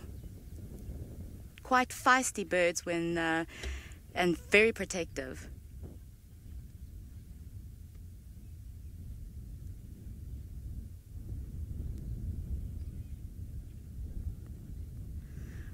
They will eat if they're really, really, really desperate. But obviously this one has had its meal for the day and is just relaxing, so not at all concerned about the bird. But if he's really hungry, he will snap at anything that comes its way. Billy, age 6. So, as I was saying, the crocodiles, what they do is when it's mating season, they will spend a little bit more time on land. They will go and sort of dig burrows on the side of the river away so that the river doesn't wash away their eggs, and then spend more time like looking after their eggs. So it's not yet breeding season. Usually happens around November.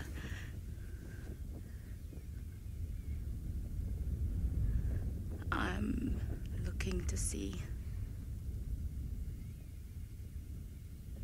Let me see.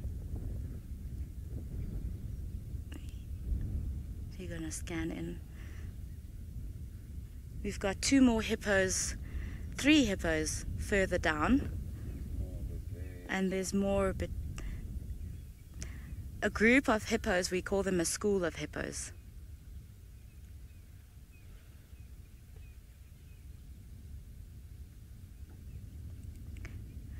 Sarah, hippos naturally know how to swim because they're born underwater. They're not born on land. So when they're born underwater, they automatically know how to swim. And the mother keeps the calf close by and away from the others as a protection mechanism.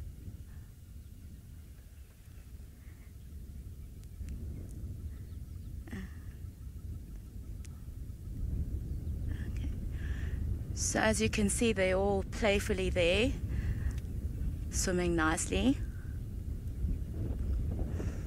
But a very important fact about the hippo is it's quite a dangerous animal. Don't come in between it and its water because it can be very lethal to you, especially at night.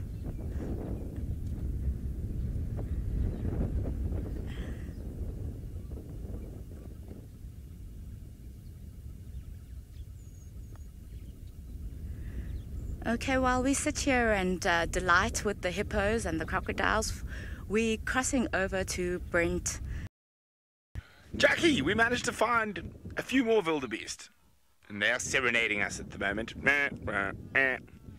So we're right in the southern edge of the Salt Lake at the moment, and I'm hoping maybe Kipuli and the boys have come round and are taking advantage of this. There's some vultures on the ground just ahead of the wildebeest here. Oh, I forgot my glasses. Whoopsie. Naughty, Brent. Naughty, naughty.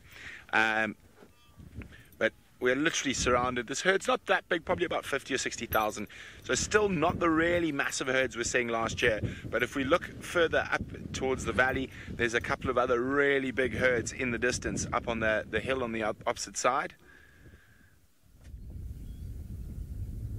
We've got a fish or something. Yeah, or some there's even more. Now, I'm hoping that they're going to stay in this area and crisscross between Kenya and Tanzania rather than going too far to the south. Oh, well. Believe it or not, you do get very accustomed to the noise when you spend a lot of time around the big herds. And you can see there's martins, I can't see which martins, that are taking advantage of these birds swooping through.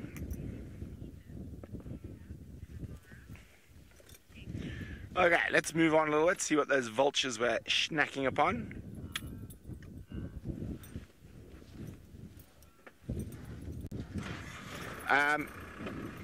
Take Care is wondering how many repeaters or receivers and stuff do we have in the Mara.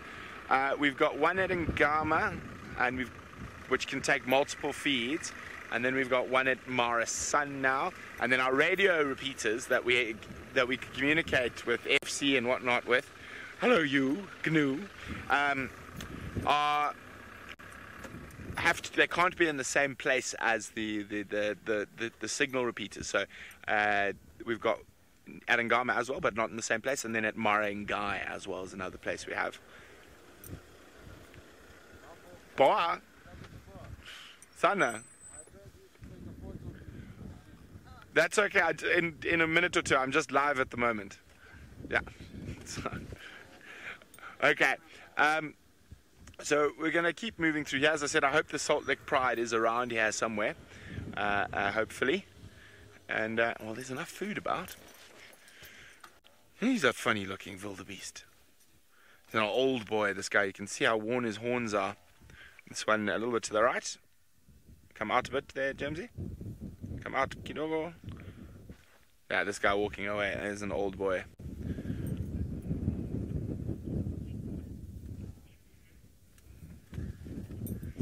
Okay, let's go see if we can find some lions. In the meantime, let's send you back to Tristan in the Sabi Sands.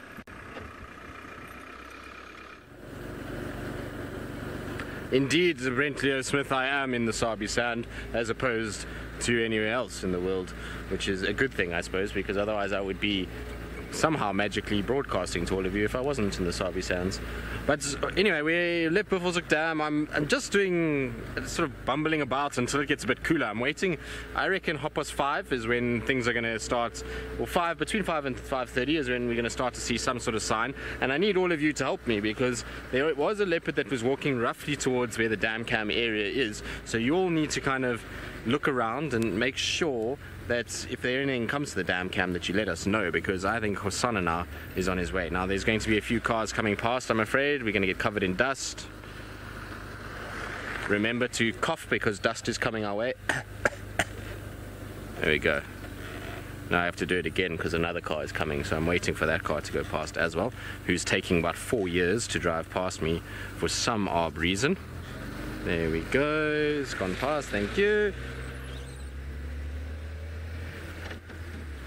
Rosh, which bird on my list am I looking forward to seeing? Are we talking new bird that I've never seen, or birds that I have seen that I'm looking forward to coming back now for summer? Because if it's bird coming back for summer, for me, woodland kingfisher is always up there. I like the class's cuckoo as well. It's one of my favorites. The call of the black cuckoo is synonymous with summer, so I always enjoy that call. It's a kind of haunting, I'm so sad call that they have. So I like those three. They're very cool. And then also steppe eagles are amazing birds. I quite like steppe eagles. Big, bulky, and it fascinates me that they're able to travel as far as they are. So in terms of migratory birds that come back to the sands, those ones, if I was up in the Mara, I would want to be seeing western banded snake eagles and the potentially short-toed snake eagle. Both of those I have not seen, so I would like to see both of those. Palm nut vulture is always a nice one there as well. In terms of birds that I haven't seen that potentially could be seen, ooh, there's too many. So pectoral sandpiper, white-throated bee-eater, this Egyptian vulture that just seems to elude me at every corner. I've tried to find it like 3 or 4 times now. In fact, I went once with Taylor to try and find it. Yes, I know it's quite a list. Don't remind me that there are many birds I still need to see, Faith. It's torments my soul at times that there's so many birds that I should be able to find that I haven't found. But you know, those are all birds that I'm hoping to see at some point. They were all seen in Kruger last year. So I mean, they are megas. They are birds that are not supposed to be in this area and are not seen often. So I suppose it's a wish list more than anything else, but that would be nice. Right, now what I'm going to do is I'm actually going to throw a Hail Mary pass, and I'm going to go straight to the west, and I'm going to go down our western boundary before coming back to Gallego. And the reason why I'm going to do that is see if there's any sign of the cheetah family, because they weren't too far yesterday. And then while I do that, I'm going to send you back across to Jamie. I didn't hear what she's up to, but I'm sure it will be entertaining. Birds that everybody wants to see. This might not be a new one for anyone, but it's still one that we all enjoy stopping for. I waited here just while Tristan was sending you across to me, just so that I could make sure I could hear Faith as we continue along up against the mountains. But let's get a little bit closer to it. A secretary bird for our newer viewers. Perhaps you haven't encountered one before. We do get them in South Africa, but they're quite rare in the areas that our team there drive. So it's nice to spend time in the Mara because it's actually one of the birds that you'll see frequently. We've even, to the point that we've even got to know the various pairs that we see around in different areas. And we've got to see a few nest sites, unfortunately very far off the roads. We haven't seen any secretary bird nest eggs or chicks. Thoroughly entertaining birds. And oh no, don't run. I was about to say, they're usually quite relaxed around vehicles, so you can get quite close to them, and they only really fly off as a last resort. Often they'll just run in the road in front of you if you're trying to get past them.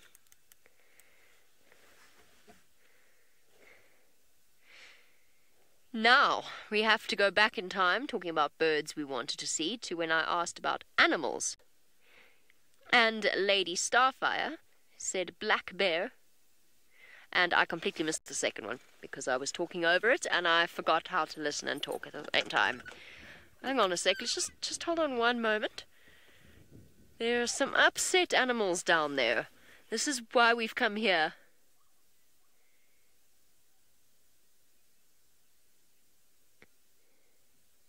So Friki Porchita said a snow leopard, and somebody else said stingray. Hey, I found the migration, by the way. Looking thoroughly disorganized as they always do. I apologize to the person who said stingray. Let's just go. Hold on a moment. This is a big herd. This is a really big herd. And they're looking very upset. I'm just going to try and go higher up along the ridge. I was just saying to Viam, I think the Owinos would have moved this way, because there was no food back there, but now I've just found an entire very big herd of food. It's the biggest herd I've seen in a while, and they're in total chaos. That does not necessarily mean a lion hunt. Doesn't take much to throw wildebeest into total chaos. I don't like this road. I'm sorry, Secretary Bird, I'm going to need to move you, or at least I'm going to...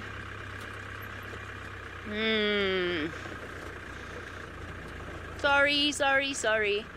I'll stop here for a moment because this... I think it's the wildebeest chasing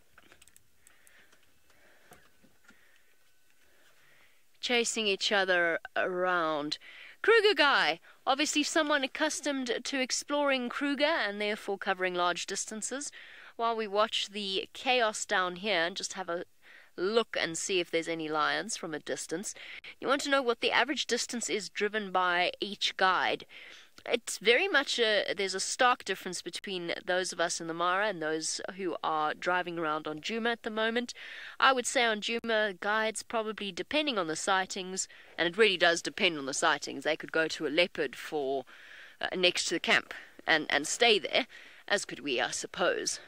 But on average, we drive a bit further in the Mara. So Djuma, maybe 10, maybe 20 kilometers, possibly a bit more. But that would be quite a long drive. Whereas in the Mara, we average... I zeroed my odometer yesterday when I refueled. It's now on 165 kilometers from yesterday.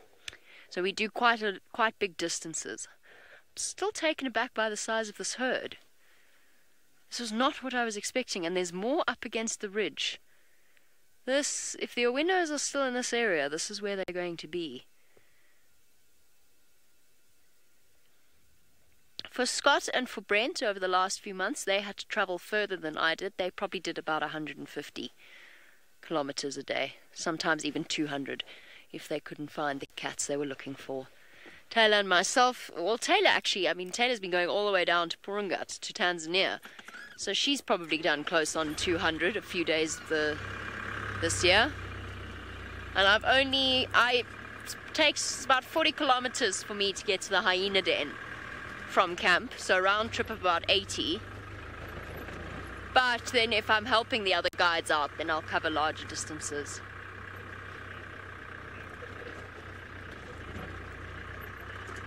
I'm gonna go and see. I still feel like there's lions here somewhere.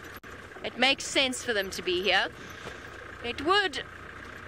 One thing I'm not expecting to find around here with all this noise and chaos is an elephant. But luckily, Tristan's found one for you to look at in the meantime. Well, it's debatable, Jamie, that we found one, because it was there and it's now disappeared. In fact, a whole herd of them has disappeared. We're on Buffelshoek boundary, so unfortunately they've gone north, but I just want to try and get back a little bit and just see. We might have a view of them one last time. It's unfortunate that we just caught them there. They are there. I think if we go back, Craig, let's go back a little further. I think we caught them a little bit late. They must have crossed from our side out. And there we go. We should get a view of some of them at least through that gap. It's now a long distance view. We're doing a Mara type sighting for some of the sightings that we have out there, particularly Ellie's. You often see them come from quite far away. And it seems like a small little grouping. I can only see 2 at the moment. I'm sure there is more of them in there. But there you can see them. It's not the worst view, is it? I think we have done all right, considering it's north of the boundary. At least we've got some Ellies. Ellies are always a good sign and a good omen for the day. I'd find that if we have elephants around, well, then generally all other things fall into place at some point during the course of the afternoon. So I'm sure that will be a good sign of things to come. But look at that camouflage on that animal. As soon as it goes behind that guarri bush, completely disappears. And so often, you talk to people that have not been out here and they think elephants are easy to spot, even on something like a walk. Now, if we were walking here, that animal is, I would say, probably about 50 meters, 60 meters from where we are at the moment. And there's a bit of a wind blowing, so I cannot hear that animal at all feeding, and I definitely cannot see it. And so if you were walking along here, you would easily be able to walk into that without knowing. You'd have to have your kind of eyes really focused in front of you and paying proper attention. But it just goes to show you how people do get caught out from time to time and not being able to see these guys in the bush. Even though they're massive, that coloration really does help them to blend in, and it makes it quite tough sometimes to actually see them. Now, I wonder if this maybe isn't Short Trunk's herd, given that we're only seeing 2 here. Maybe there's the other 2 are just somewhere inside there. We know there's just generally 4, and it looks like about the right size of 2 of the members. I know it's a big leap of faith. There could be a whole bunch more inside there, but I wonder if it isn't herd. They often hang around this area and then kind of push south again from ooh, excuse me, almost must be all the dust in the air just now. They'll then push down back towards the pan that's pumped. So we're going to go quickly check a little bit further down towards Sydney's dam. There's not water in the dam itself, but there is a little pump pan there, so maybe there are some Ellies still drinking there. And while we do that, let's send you back across to Sassy McCurdy and find out what she's been up to for the remainder of the afternoon. Look at this teeny tiny baby impala. I bet you're all oohing and ahhing right now as we speak, because that is a precious little thing. Don't you think? It's absolutely beautiful. Now, shame. This one is not having a very nice time. I think this impala lamb is about a day old. That's it. Like, it is still a little bit wobbly on its legs, although they can learn to stand within an hour and walk around within an hour, moving around. It's not comfortable on its legs just yet. Now, look at this. I'm going to watch the male as he comes on in. He's already chased that young lamb twice on 2 different occasions, but it was on its own. And I don't know if this little one is confused and maybe hasn't quite learnt its place in the herd. I think he's just not a very tolerant male. But he wasn't too aggressive, but just enough that I reckon if he made contact with the little one, it would have knocked him over, or she over. I can't tell at that age. It's very young. But it is so precious. So, so, so tiny. And as we've been saying over the past couple of weeks, the impala in the Mara are not seasonal. So the conditions are good enough for them to breed all year long. And so they do so. The kind of the same thing happens with the Thompson's gazelle too. And the topia also a bit spread out. Laura, I think impala lambs are the most precious thing in the whole world. Oh, we're exhausted. Just let me rest my little legs. Shame, it must be tired. And they will. When they're young like this, they do get tired. They're still trying to develop those muscles, or strengthen them at least. And you know what children are like. But, you know, in between the screaming, they do sleep fairly often. Well, that's the idea behind it. And everyone just sort of crowding around it. But you can see that, look at those eyes. They're growing very, very heavy now. And will probably have a little sleep.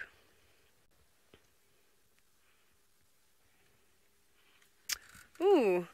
Mary, I don't actually know how tall that impala lamb is, but shall we take a stab at it? I'm going to say maybe a ruler and a half. I don't know, 45 centimeters tall. Minus the ears, because the ears definitely give it a bit of height. Where's your mother? Who's your mum? I haven't quite been able to work out. Maybe it's this female here. Everyone's sort of been very intrigued. It's the only real little one in this herd, so maybe the other ewes are all excited about it. This is fantastic. I'm so excited to show you more impala, and hopefully there'll be a couple more females in this herd because we come past here regularly, and that will give birth, and then this one will have some friends to play with. Actually, you've always wondered why they always tuck their tails in like that. Asham, I think this one is a little bit nervous and probably cold. I think it's a bit chilly. I'm about to put a jersey on. The little one's going, come on, let me help you. Let me help you. Look, everyone's getting involved. Everyone's very curious of that little one. That's amazing to see how they all come together. They're all helping it. Obviously, Mom's going to be the only one that can suckle it.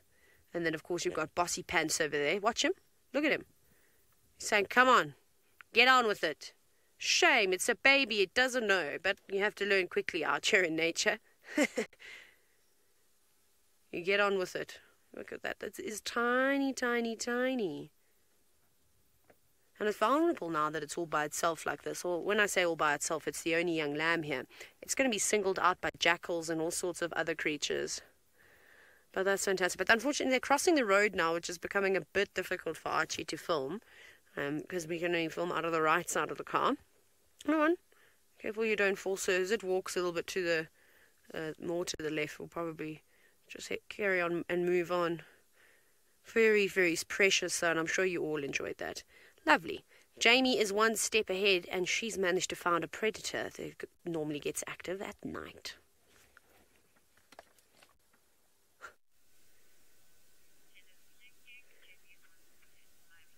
Told you so. Told you I had a lion kind of feeling. They did indeed chase those wildebeest. That's why there was panic and pandemonium, and we have found most likely the Owino Pride. I'm pretty certain that it's them. Here comes one of the... I think it's actually one of the adult females watched by the young male. Yes, I think that's one of the adults. The young female is... There's one particular young female that keeps participating in the hunts and giving the game away. So we thought it might be her all the way down there. So the herds have regrouped, regathered in one big group over there. Well, that's probably what they were targeting. They were probably far more spread out, and unfortunately we were just a few minutes too late. I don't think this is the end, though. I think that these lions are really, truly committed to getting a meal. But it doesn't stop with these three here. There is another one not too far away as well. So we're just missing one. Over there is another female. I'm pretty sure that's a young one. I could be wrong about that, though. It's just far. She's been terrorizing buffalo. And then, of course, we've got the reunion that's about to happen. Firefox, interesting that you should ask that with these lions, because yes, lions do attack giraffe, and we've actually seen the Owino Pride attempt to hunt giraffe. Oh, she changed direction. Attempt to hunt giraffe in the past. It takes a bit of skill, And lions can be killed chasing and trying to hunt a giraffe. A giraffe is a massive animal and it kicks extraordinarily powerfully. That was terrible English, but you knew what I meant. Their kicks are very powerful, and they don't just kick backwards, they kick sideways, they kick forwards, they kick in every direction. Not as hungry as I thought. Quite full. Some lions are better at hunting giraffe than others. Some lions learn quite quickly to hunt giraffe. The bigger the pride, the more likely they are to hunt giraffe, but this is a small pride, and they do hunt giraffe. So it's really hard to predict. The presence of a male is also another good indicator that they might be more determined. Now, left or right? That's left, that's right. Which lion? I think I'm going to stick with her. I think I'm going to go and have a look and see what she's up to. I suspect that's we're still missing one. So we just missed a hunt, which is, in a way, of course, disappointing, but also gratifying that we were right about where they would be. Oh, because they're surprisingly difficult to predict at the moment. I'm going to figure out where to put us and which way to go. Fortunately, Brent has found some more lions to keep you distracted.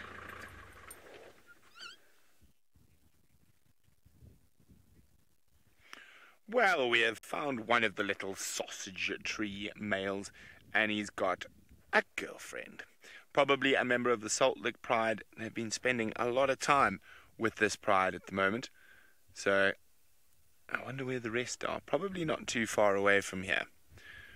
They've got wildebeest not too far off, but they are looking very skinny, which I think means they are mating.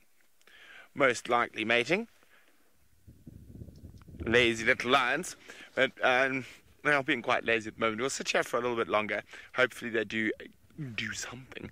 Other than that, we are quite far away from home today, so we're going to probably continue to head north. Oh, no, it was just her lying down flat again. Oh, little man, aren't you lucky? This coalition that they formed with Kipuli has definitely aided not only Kipuli, but them as well. Normally, they wouldn't be mating at this age.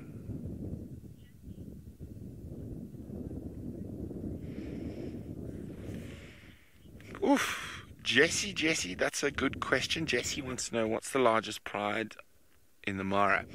I'm not sure about the Conservancies and the Greater Reserve.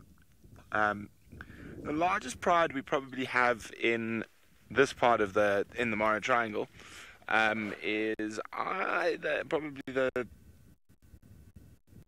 Ordonia Pike Pride, or the Salt Lake Pride when they're all together.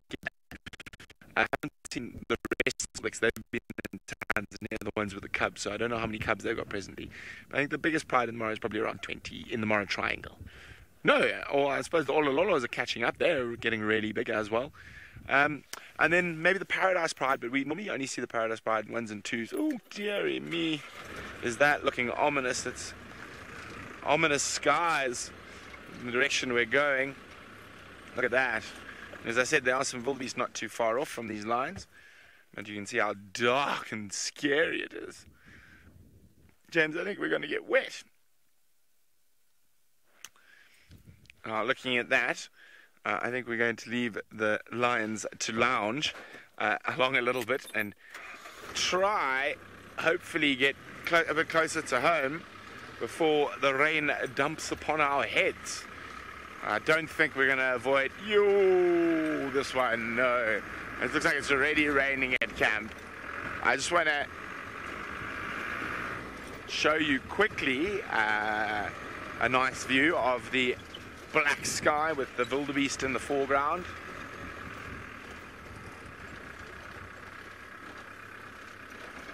There we go, that should do it. Oh, a little bit more. There we go. So just to have a look at that, we're going to zoom in on the... And there we go, look at that. It's like Armageddon's on the way.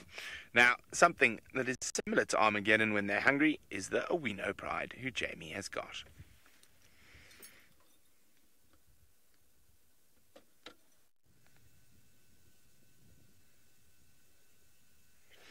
I think their winners have made our decision for us. They have had enough of being separated, and they are in the process of reuniting. This female's been calling across to the two that are they coming this? They haven't quite decided what they're doing. First they sat down, then they moved. Yeah, I think they're coming this way. Now we want to be in a good reunion position so that we can see them gather together again. This way, silly ones. I suspect two youngsters. Could be wrong, could be one of the other females. She's called to them. She's let them know where she is. I know that Brent mentioned that ominous dark cloud. I'm starting to feel the first pitter-patters of this. There's no getting away from this. You can see how low it is. We're going to find ourselves with at least one side down. We're okay for now. Where are you guys? You're coming. We're okay for now. But it is definitely going to be some spray.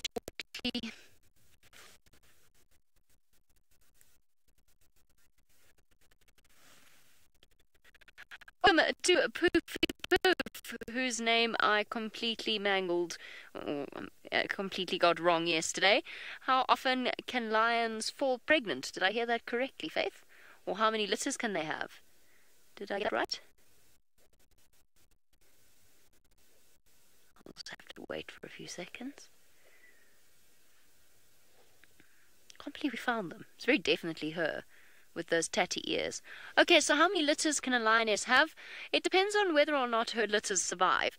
So every couple of months she will go into a regular estrous cycle if she's not pregnant or lactating or actually looking after cubs. Once she is pregnant, it's a 3-month gestation period, and from there she will then give birth and not get pregnant again for at least another 1.5 to 2 years. So that's just over 2.5 years between litters. However, let's use that as a calculation point. Let's say that a lioness successfully raises each litter in her life, and she lives to around about 14 years old. So you're looking at around about, if she's lucky, 7 litters. It doesn't necessarily work like that in practice because these cats have the buffalo. Where are these lions? They're so unhappy with life. Very disgruntled, led by one cow who's going to go and chase them off. Lions don't go through menopause. Most animals don't go through menopause, so they continue to be fertile into their old age. They're going to chase them. They really don't want to be separated. Oh, Sinak, I don't know if that's a possible question to answer. You want to know what is the oldest pride of lions in the Mara? I don't know that that's possible to answer. These lions have been here long before anybody gave them names, and I think Steph was the one who described it in the way that I think was the clearest, as prides being the generational guardians of a territory and a bloodline. So the Owino pride could have been here for ages. We're going to watch as this situation plays out, a potential ambush in the making. While we do that, let's go across to some thirsty impala. Yes, this is slightly more relaxed, I suppose, than watching lions stalking beefaloes across the Mara Plains. We're sitting here at the Jumapan using a Nest Cam. Let me say that again. We're sitting here at the Jumapan using a Nest Cam, looking at some impala having their evening drink with the sun going down behind them. 1 or 2 oxpeckers still pecking away. 2 ladies there taking offence at a gentleman coming up to them at the bar. Obviously he's not a gentleman. He clearly said something that was fairly offensive to them. Blue, a black spot on the side of their legs. I don't see a black spot on the side of their legs. They've certainly got 2 black spots on their fetlock joint, which is the equivalent basically of your metacarpal joint. On the back foot, it's the fetlock joint. And what that is a sort of tuft of hairs that covers a gland called the fetlock gland, and that gland secretes a pheromone that allows, apparently, for the impala to follow each other when they are being attacked. In fact, we're going to go over to an attack right now, are we? It looks a little frozen. Are we still going across there? Okay, sorry about that. Everybody, the buffalo are now chasing the lions. Are we going to go? I think we might go. The picture did freeze. Oh, there's no audio. Okay, sorry. We have got a problem in the Mara. I will just keep you updated and tell you that the buffalo were chasing the lions. They've stopped now, but we're still going to go across because perhaps the lions will chase them back.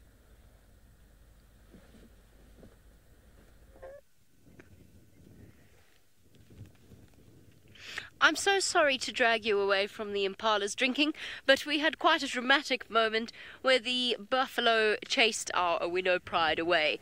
And they all came galloping down the mountain towards me. There are lions, looking frightened, dare I say, slightly disturbed that the prey has turned the table so spectacularly. They're all gathered together now, except for the one male who, in true adolescent male fashion, please do not take offense to that, I'm talking about adolescent male lions, he disappeared off in the opposite direction, completely abandoning his family, while the rest of the females all gathered together. So we've got 4 here. Aww. Well, you're happy now. You're all together. It's okay. All is well. You survived. This buffalo won't get you. And it's beautiful. Isn't this stunning? There's still a chance that the buffalo might actually come back, you know. Oh, look. Stunning.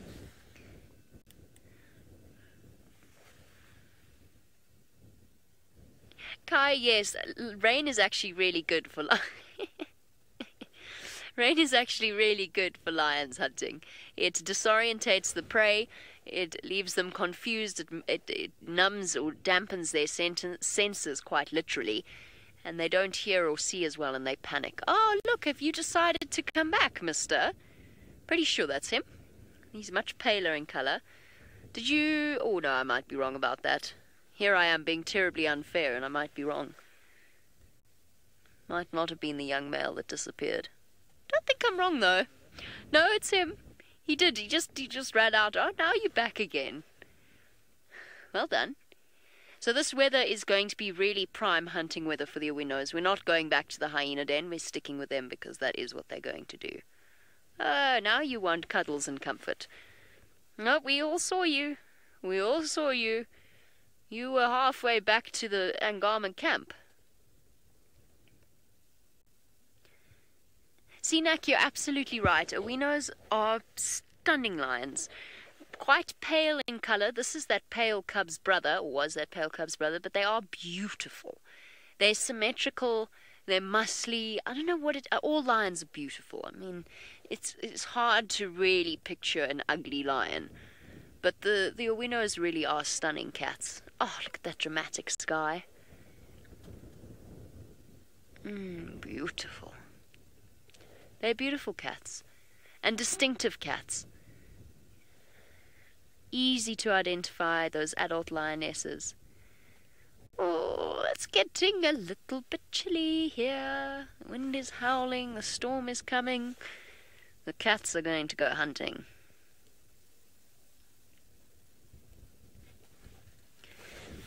Oh, buffalo are now panicking. Because, you see, the thing is that they could chase the lions around, but they never really know just how many lions there are. The buffalo don't go, oh, that's the Owino pride, there's 5 of them. They go, oh, there's lions, I wonder how many there are in the grass. So even though they think they've chased them all, they really don't know, and they don't know if there's a male waiting in the wings. I suppose neither do we, actually. But they don't know if there's a big male waiting somewhere off to the sides. You imagine how terrifying it is. I think it was Jason, and I could be wrong. I neglected your comment earlier. You were saying that you just love the white eyeliner around the eyes. That, of course, to amplify as much as possible, especially at the bottom there, how much light the lion's eye actually takes in, giving them exceptionally good eyesight when it's dark. along, of course, with specialized cells in the eye and the reflective layer. I'm trying to see what she's looking at, but I can't see anything. Ah, this wind. I might have to lay her up. Brrr. Okay, ladies. Now what? What are you seeing?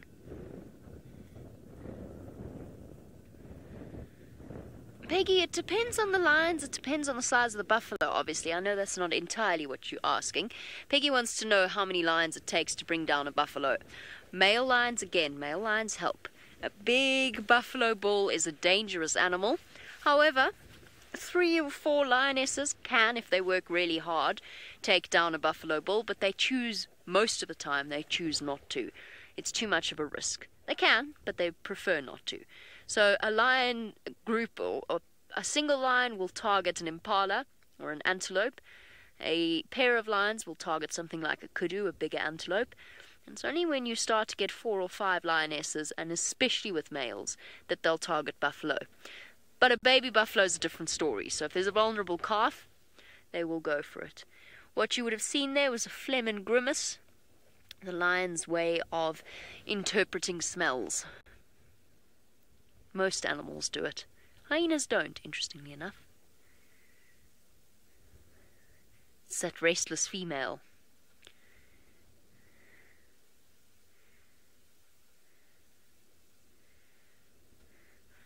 I'm very sorry, Faith, with this wind. I'm struggling to hear you a little bit. I've got my head ducked right down. I know the question came from Poofy Poof again, but I failed to hear it. I heard something about distinguishing. But what that might be.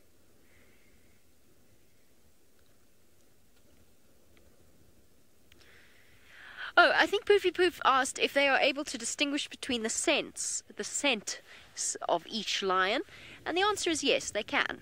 They know each other individually, both by sight and by smell. We never really fully know how animals experience the world because we interpret their actions through human eyes, or human experience. We don't know what it's like to have a sense of smell like they do. But you'll find some people with sensitive smells can identify people by their scent. And of course, obviously, perfumes and so on will help. Often kids do have very sensitive senses of smell. But lions will be able to identify each lion by their smell, absolutely. And they'll be, who knows what they read into it. Hormone levels, stress levels, receptiveness to mating. We know, of course, that is all controlled by scent. We often speak about this. I would love to be in a lion's brain for a day. See the world through a lion's eyes, or experience it not less so through their eyes, but just experience the whole thing. Okay, our lions are going to go and move themselves across to a better hunting position. We're going to stick with them, and I'm going to lay her up. While I do, let's go see what Tristan is finding on a contrastingly hot Juma afternoon. Well, it is a contrastingly hot Juma afternoon, but it is now leopard time. So it's now got into the temperature that we had hoped for. So we come to Gallagher Pan now, just to have a little look. You can see there's water streaming out there. That's going to attract, hopefully, one of our spotted kitties to come and have a little afternoon quenching of the thirst. So now we begin our leopard search in earnest. We've been bumbling about, checking around. We didn't find any sign of the cheetah family. I thought maybe we'd find something. I also got a report that Hukamuri is right on the boundary, but still inside Arathusa and is fast asleep at the moment. So it'll be interesting to see if he comes through and onto Juma during the course of the night and what Tingana's response is going to be to all of this. But that's what we're going to basically be doing. So we're back in the area where I think there's going to be a leopard, and I'm going to try and see if we can find one for all of you. Aaron, are leopards endangered? yes, I mean, their numbers are declining, much like every other big cat in the world. They're not as badly off as things like lions and cheetah, but they are getting there, and serious amount of habitat has been destroyed. And leopards are not an easy animal to coexist with. They are incredibly intelligent, very good at livestock pilfering, and that means that they are not a very welcome species in a lot of areas. And so yes, they are being persecuted quite a lot. It's one of those kind of things in the world where pretty much every predator, unfortunately, is in some way being kind of restricted to endangered status because of their sort of habits and the way they go about things. So, you know, they're getting worse and worse, and you never kind of know truly with leopards what the exact numbers are, because they are so shy and reclusive and difficult to find. It's not easy to know exact numbers on them across Africa or across the world. But yes, their numbers are not increasing, that's for sure. Everything's going downwards, which is why the new legislation in South Africa to reopen leopard hunting is just ridiculous in so many respects. But let's not get into that debate, because then I'll get angry, and we don't want me to be angry. It's time to find a leopard and rather be happy than it is to be angry. But I'm thinking that Tingana must be here somewhere. The last time I heard him call was somewhere in this area. There's a little diker. So we've got bait, we've got water, we've got everything we need. Oh, it's run off, Craig, don't worry. It moved. So we've got baits, we've got water, we've got everything. That's the kitty bowl is out. Now we just need to find the leopard.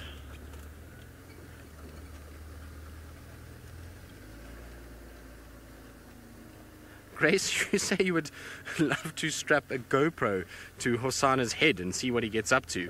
Well, I think that would be some comic relief, to be honest, but it would also probably be a very difficult thing to do, and rather uncomfortable. And knowing Hosanna, he would get rid of that GoPro in about 2 seconds, because he's a clever cat, and he would work out how easy it is to basically get rid of it and get it off his head, that he didn't have to worry about it. So as much as it would be cool to see where he goes, I would also love to know what he gets up to all day long, because he seems like he's got a curious mind and is constantly moving about, and seems as though he's going about his business and looking for things and trying to find things. So, you know, I wouldn't be surprised if he gets up to all kinds of nonsense through the course of a day.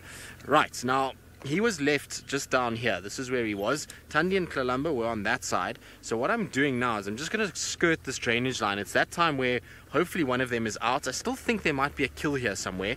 I know it's a long shot, but I'm going to just try and have a little look around and see if I can actually maybe find a kill somewhere in this particular section. We didn't see anything this morning, but you never know. There might just well be something hanging in one of these trees. So I'm going to look around very, very carefully and just double check, make 100% sure, and see what I can find. Now, I hear the radio is making lots and lots of noise, so I wonder what's been found. I think it's maybe the Torchwood Pride inside Torchwood.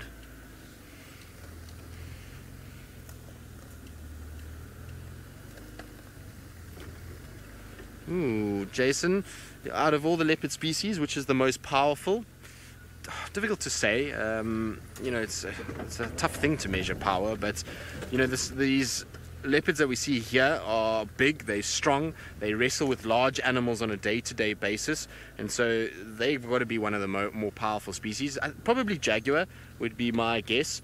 They're probably the bulkiest and the biggest of the kind of leopard looking animals, if you want to call it that. And I suppose they're not an actual leopard themselves. They're very close, but they're not an actual leopard. So if we had to go actual leopards, I would say these leopards of the African savannas would probably be the biggest and strongest of the leopard family. You know, there's a lot of different leopard species, but snow leopard and you know, things like clouded leopard, Amur leopard, Chinese leopard, they're all much smaller than their African cousins. There are a few big leopards in India as well. There's some brutes that hang around that area too.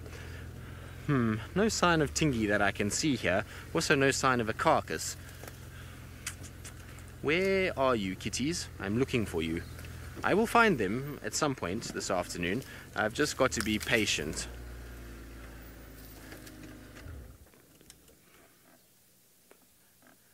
So, no sign of anything here. It's quite thick and dense, which is making it a bit difficult to actually see what's going on.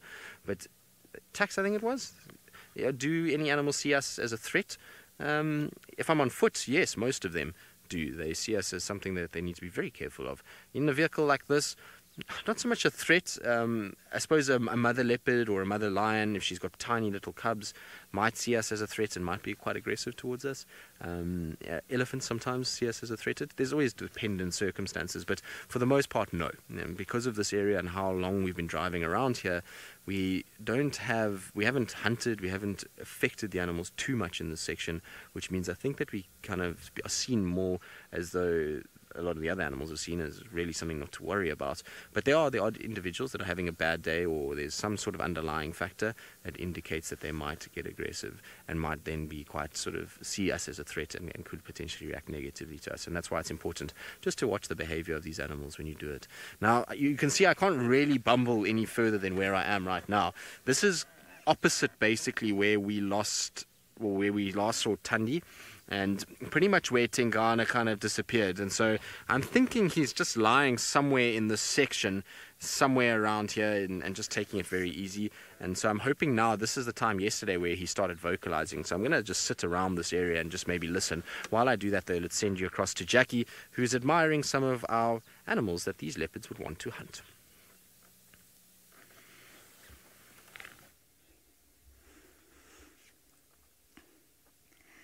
So the sun is now beginning to set and it's cooling down a bit, and we've stopped here next to some nyala. There's a few females and 2 males. Beautiful sun set on the horizon there, about to set. Interestingly enough, out of all the antelope, the nyala are not specifically territorial like the kudu and the impala are. They tolerate each other. That's why we're seeing that there are 2 males there. They're quite tolerant of each other.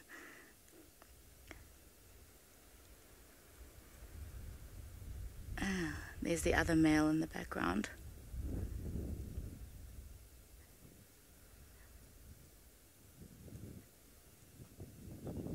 And I myself actually happen to have a game reserve, and they come up to our house. They're habitated. They come. You can give them food out of your hand. So they're really a lovely antelope to have around.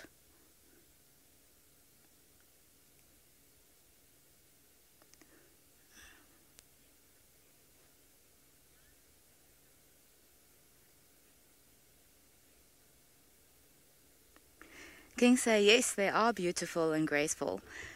And if you look at the female, sometimes when they're very deep in the bush, they get confused with being kudus.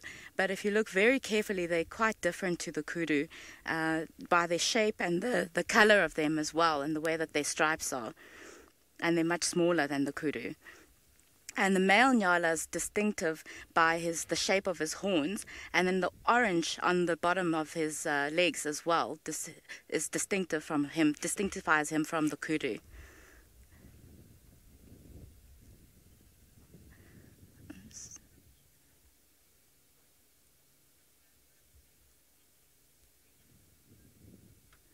Megan, the white markings are the lines on the white markings. That is so that when they're in the bush, they blend in. It acts as a camouflage for them. So if a predator is around, it can distract them from actually being seen by the predator. So it's a natural camouflage that blends in with the long grass where they generally tend to feed.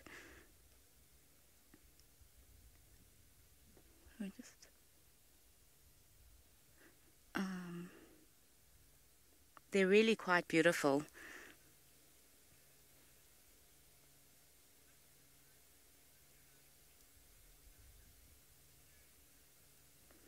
Surcat, it's just like any species really. They're not going to try and mate with each other because they're completely, totally different species. So with any creatures, any animals, they have a scent that they exude. So that animal will then be attracted to that specific scent. So the impala will rub, they've got a special gland that they rub on trees, or they will spray with urine, and that male will then recognize that scent and will only mate with that female from that herd, which is from the impala. And the same goes with the nyala. They will also only mate with nyala. That's how amazing nature is that it's got its specific recognition that there's no intercrossing and interbreeding. Just want to move up.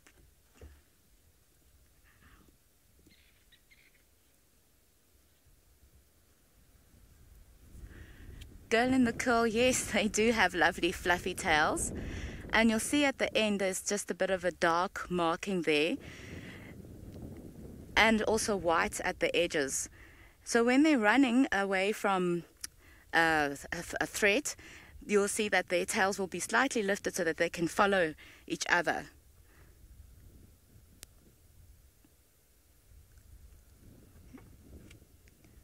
But at this moment they're very relaxed. There's no threat around, and they're browsing.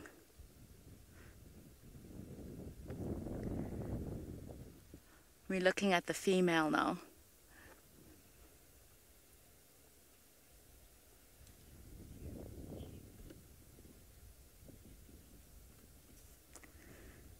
So we're going to move on. We're going to go to Jamie in the Mara. Thanks. Let's go ahead and drive.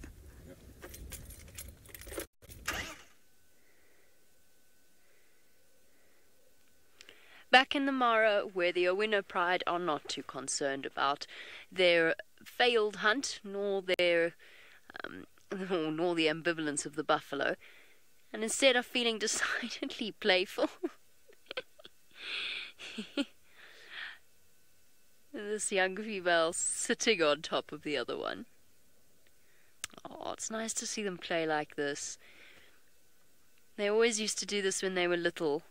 And of course, all lions play of all ages, but they do grow out of playful behavior.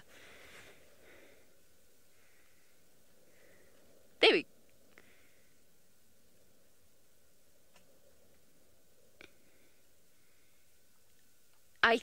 I'm afraid I'm struggling a little bit to hear Faith, but I think it was CCKY. You want to know if adult lions play. I think that's what you asked, and the answer to that is yes, they do. Especially when they've reunited, if they're bonding.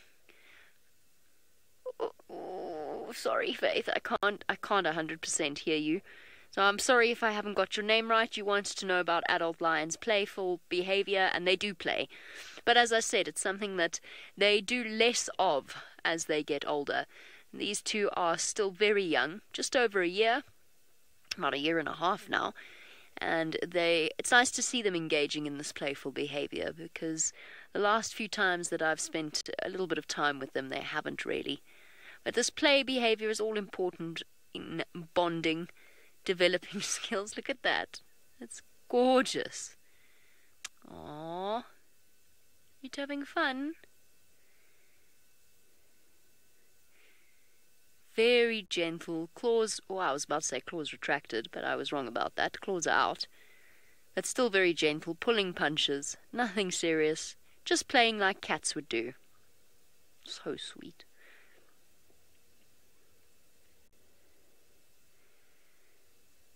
It's to me, the most wonderful thing about lions is the bonds that they share with each other. Whether we're talking about males or females, of course young males have to leave their prides and go off on their own, but they usually do so together, or they find themselves a friend for the rest of their life, a coalition buddy. But it is my personal favourite thing about lions, is how much they really care about each other. And they do. You can see it. When they get separated, they're concerned, they're frightened. Not frightened necessarily, but they're not comfortable until they're all reunited. And then you see them playing like this.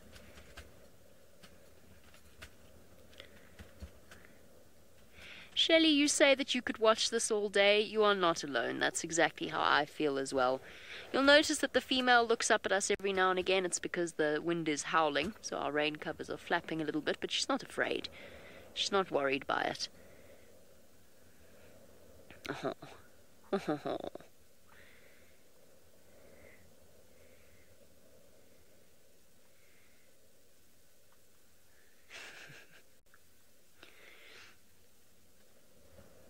Oh, done. Done. Over it. No, not over it, just going to sit. Catherine says from deadly hunter to silly playfulness. And that's exactly it. I mean, you watch them with these formidable weapons. Massive paws, even on young lions. Like this. Sharp, razor-sharp claws. Powerful, bone-crushing teeth. Or almost bone-crushing jaws. And it's all completely held back in play. And so agile. Look at them contorting themselves. Can't even tell which lion is which at this point. Or barely. Kicking with her back feet. Very graceful, guys. Very graceful. Here's our young male. The next year or so, he very soon, actually, will rapidly overtake the two lionesses of a similar age, his two lioness cousins. But for now, he's the same size as them.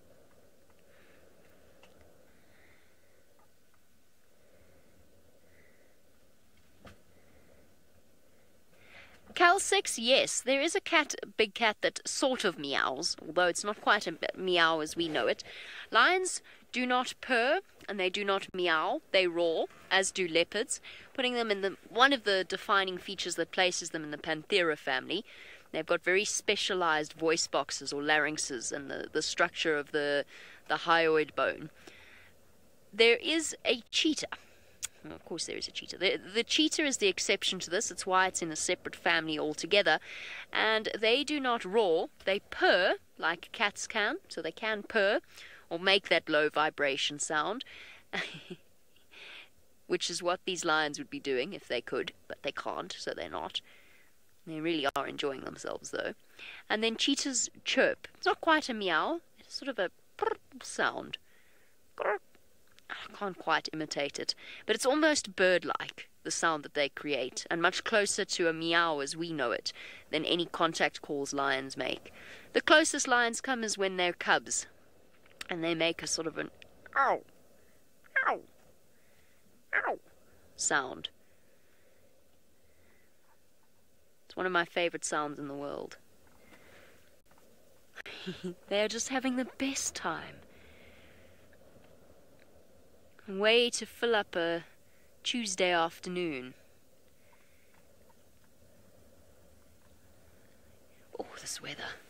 I must actually keep an eye. The two adult females are behind us. I've got to keep an eye on them as well. I can't at the moment because the covers are down. But I do want to keep an eye on which way they go. This is really good hunting weather now. The wind is howling. But they're not thinking about hunting. They're thinking about playing. She's done with her cousin. She's now moved on to her sister. The male has been abandoned. He was boring.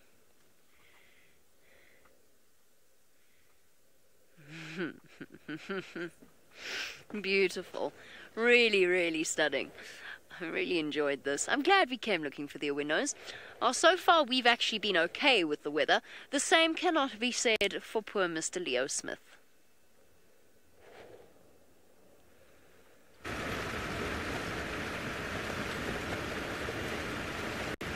Yes, I can't look back at you because it's raining quite hard and these Mara roads become quite slippery, so I'm going to keep my head facing forward. It seems to be completely dumping all around here. So James can actually show you how white it is off to the left there. And you can just see, now we live on top of that hill and that white haze is rain. Fortunately, the drops aren't too big. You can see that's where the sun sets, that's the west there. And well, I'm hoping that this rain heads further down to the south, so it'll be able to green up some of those new burnt areas even faster and get the wildebeest to stay around with us a little longer. that would be great. Now, we're coming up now. I'm going to ask James in 5, 4, 3, 2 to pan, and we're going to scoot past some animals that really quite enjoy the rain. They're coming into frame shortly. They look a lot less fussed than we are. The flappity, there we go. I'm just going to slow down while we get here. Oh, it's cold, it went down my back. Here we go. Hello, Eddies. You guys look like you're enjoying it. Okay. Here we go. But we found this, if you get the weather right, well, if you get the weather right, if the weather behaves the way you want to. So, for example, now the rain's coming straight at us. We found that we don't have to close up the sides. We can just close up the front and it protects the camera, although the presenter still gets wet. But protecting the camera is the most important. I am mostly waterproof, whereas the camera is very allergic to water.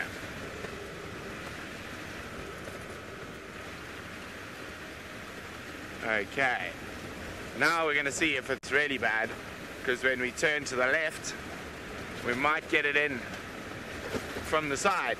So we're not going to get much of a sunset tonight, but fortunately Jackie is supplying some splendid views from South Africa.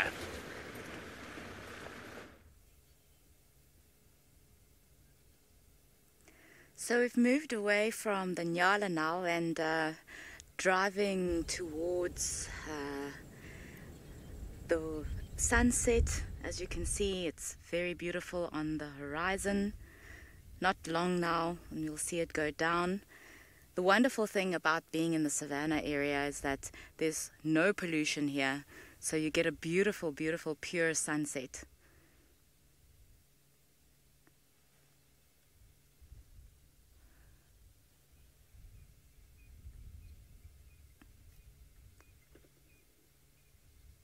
Look at that sun. Perfect.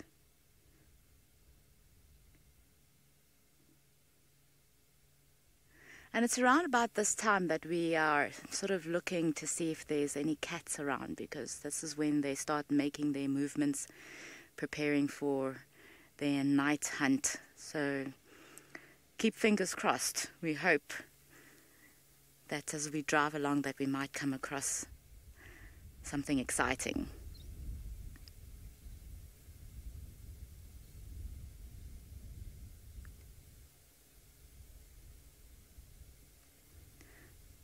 There we go.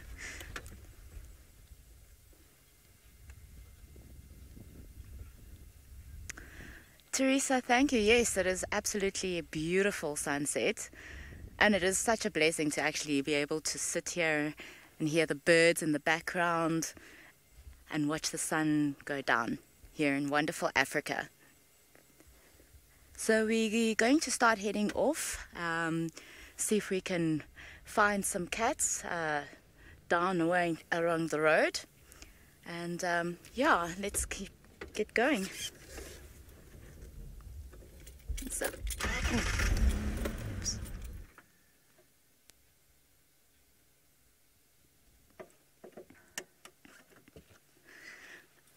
Tom, for me, I'm going to say I really love the bush baby. When you're driving along at night and you see these bright eyes when you shine the torch and it's sitting there in the tree, it's really a very active little creature, and you only see it at night up in the trees. It's very rarely seen on the ground, and it feeds from the tree, and that's really my favorite nocturnal animal. Okay, so we're gonna get going now. Let me get started. Okay, we'll drive and talk. Let's go. So we're heading towards the sunset, and let's hope to find some animals.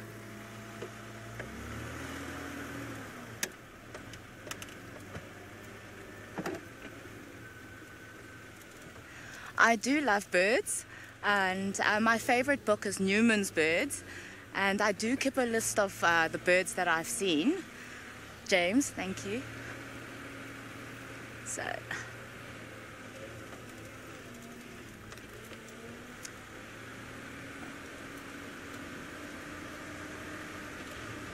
this afternoon,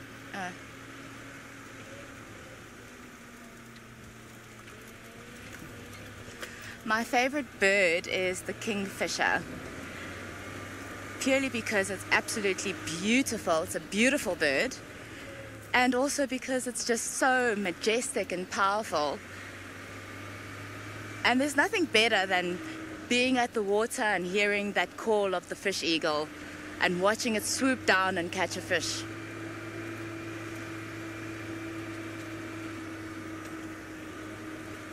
Go down here. Okay, so we're gonna go down. I have to say that the drives have been very good today. This is an old lady that I'm driving, and she's kept us going very well. Let's go.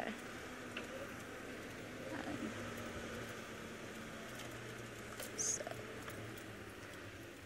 we are now heading towards the western side of the camp.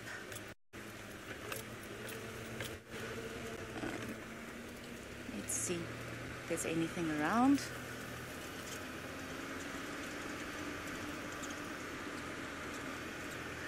Okay, so I was speaking about us maybe finding some cats, and Jamie in the Mara has found lions. So we're crossing over. Yeah, I got it. I have playful lions in the Mara, or at least one lion who's tied with the games, but the rest of them are still cuddled together, all 5 of them reunited, cuddling, playing, just being all around goofballs. Those giant oversized feet of the youngsters whacking each other in the face with them. Oof. Snap, snap. And then wandering off. It's lovely in this weather. They're either hunting, which is what I think these lions are now starting to think about doing, or they're playing.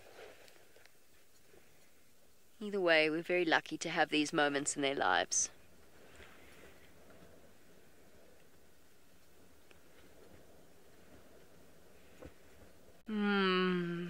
Sorry, Faith, I'm going to have to ask for that question again.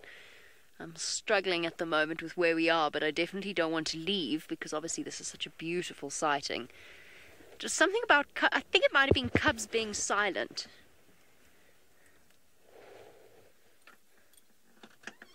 Yes.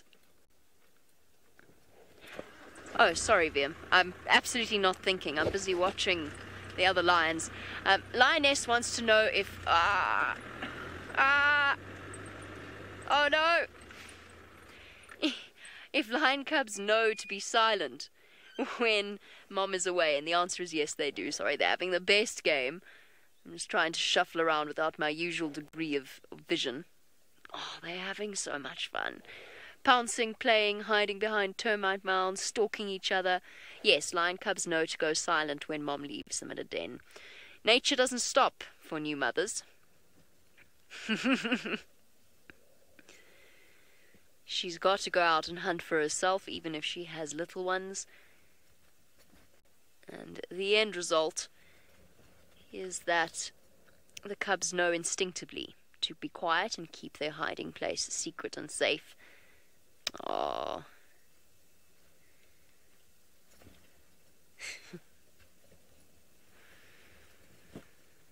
Beautiful. Beautiful, beautiful, not a beautiful direction though, at all. I need to start thinking this through. I wonder which way they're going to go. There's some wildebeest on the top of the ridge, but then there is a lugger in my way, and I don't know how big it is. I think I'm going to stick with them though. I think we'll find a way across that lugger. But that lioness is starting to move in that direction with a degree of intent. I think we might have to go and follow her. I mean, the playful behavior would have given them well away. Where'd she go? Let's go a bit closer. You happy, Liam? Yeah. starting to get a little dark as well. At least now it's just wind. Oh, that was a big termite mound. Proceed with a degree of caution. Ah, no, there's the rain. Oh, on. This looks like it's the land of secret termite mounds.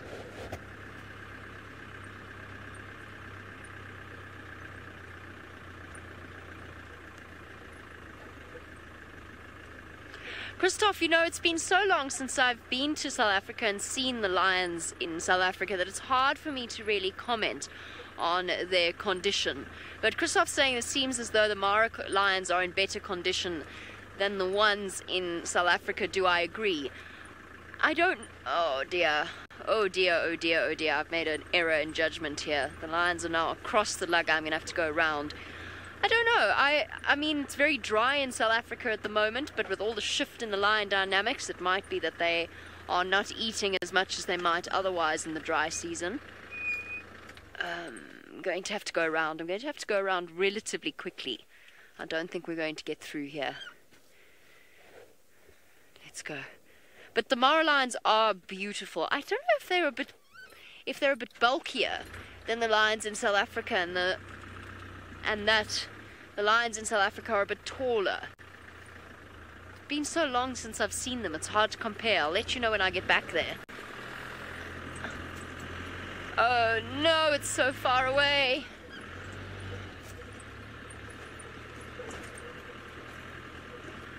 Ah! Cal 6, I'm going to lose faith very shortly, but I managed to get your question in. You want to know if there's any news of Waffles? No, I was there earlier this afternoon and she wasn't there. So I'm afraid I haven't seen her in a little while. It's quite a long way round the slugger, I'm afraid. I've got to get all the way up to the top there and back down.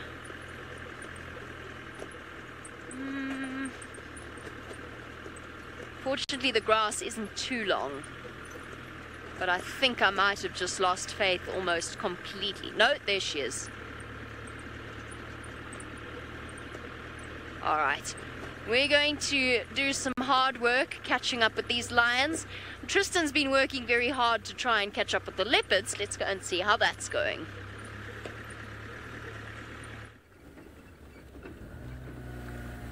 I am trying to. It seems as though Tingana has been walking around us this afternoon, so we've been finding his tracks all over the place, but not where we want him to be. So I don't know where he's gone from now, but I found his tracks on top of our vehicle tracks, and I can't see if it's from this afternoon or this morning's tracks. It's kind of a whole bunch of my tracks all in one, and so it looks like on top of this afternoon's ones, kind of heading down towards the dam area. So I wonder if he's not the leopard that was seen from the guests at Wetela. Now you can see there's a red-crested Koran and a crested Franklin. It gives you an idea of size difference between the two of them. Koran is slightly larger. That's busy running down the road. And we'll try to catch up with it shortly. I'm 90% sure a leopard's going to pop out at this pan or at Djuma Dam at some point. It's just we've got to find it, that's all.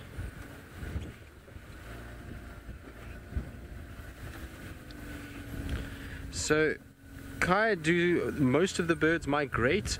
Not most, no, we've got a high percentage that stay in this area, and a lot of them that do migrate will be intra-African migrants as well as ones that go out of Africa and into Europe. So there's a bit of a difference. Most would go into Africa though, more than anything else. There are a few that do go into Europe and into even as far as Asia, but for the most part they are going to be into Africa, so Central, North Africa, and that's where a lot of them will head. So things like the Wahlbergs, eagles, majority of them head into that area.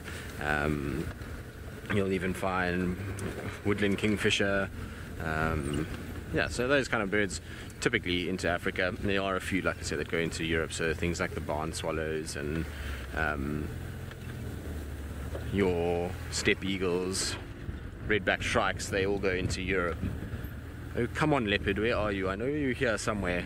And he hasn't called tonight, which is interesting. Yesterday, by this time, he had called about 40 times, whereas this afternoon, I haven't heard anything, and it's quite windy, so I wonder if instead of doing his territorial patrol this afternoon. He's actually hunting. It would make sense to me, or he's on a kill with Tandi and Kalamba, and my instinct is right, and that's why he's not calling, because he won't won't call from a kill site where he's got food. He'll just be quiet.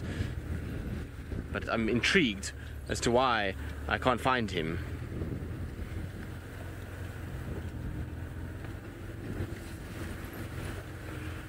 Emma, yes, there are tiny spotted cats that reside in Djuma, so things like serval, you do get them at Djuma, not very many of them, but they are around. Wildcat, they also around, I suppose, genets, a lot of people will see as a small spotty cat-like figure, so they also get seen from time to time.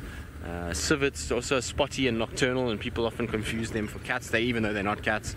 So they are, but the spotted cats would be serval, and I suppose wildcats is not really spotty, but it does have little bars and spots and stripes on it that can be, I suppose, seen as fairly spotty, but not 100% spotty. They're not real 100% spotty cats. They're kind of imposters. I suppose servals too. Servals don't have spots either. They have little bars, but often people confuse them for a leopard, and so it does happen from time to time.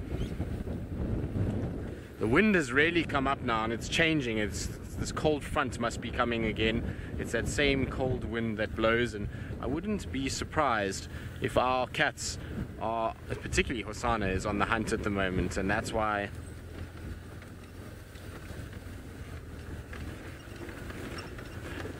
Sure, no, I don't think so. I don't think he's hiding from Tandi and Kalamba. I went and checked where I last had them all. There's tracks everywhere there. So Tingana went back towards where Tandi and Kalamba was, and they all were messing about there. And I looked in every single tree, couldn't see any sign of a carcass or a leopard up a tree anywhere there.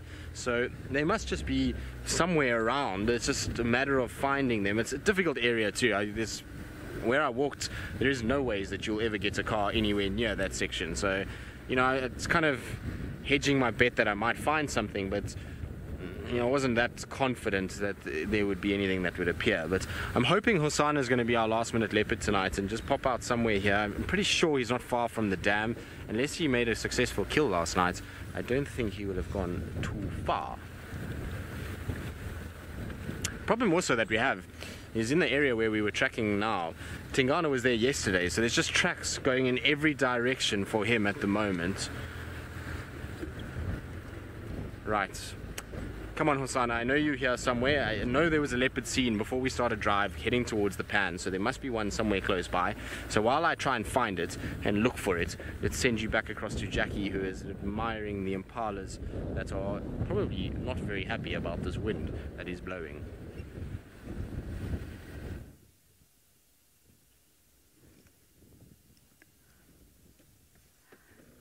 So here, this is a classic example of a mixture of how the impala can be mixed. Now, when we look at the different groups that impalas are formed, you get your bachelor herd, which is just your males that have been kicked out of the herd because they've reached that age where they can breed with other females. Now, this group, as you can see, it's completely diverse, and I'm going to move a little bit more forward so we can see the diversity of the mixture of the group.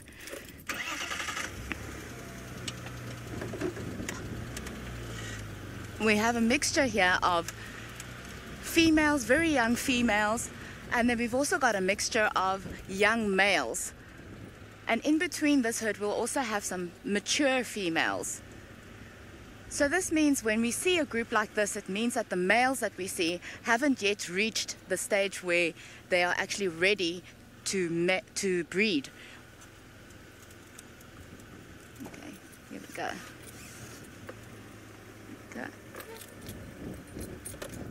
Just too gorgeous. Look at that little one in the front this side.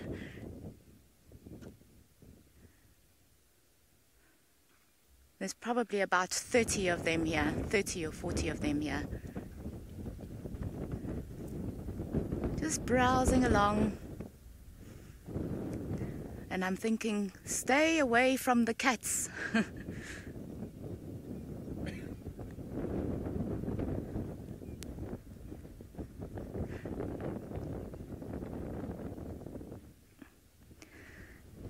So we're gonna see which direction they're moving towards, and crossing over to Jamie, who's with the lions.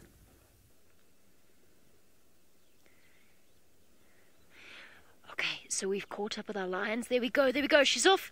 She's off. She's straight after the wildebeest. The wildebeest hasn't even noticed she's there. Into the middle of the herd.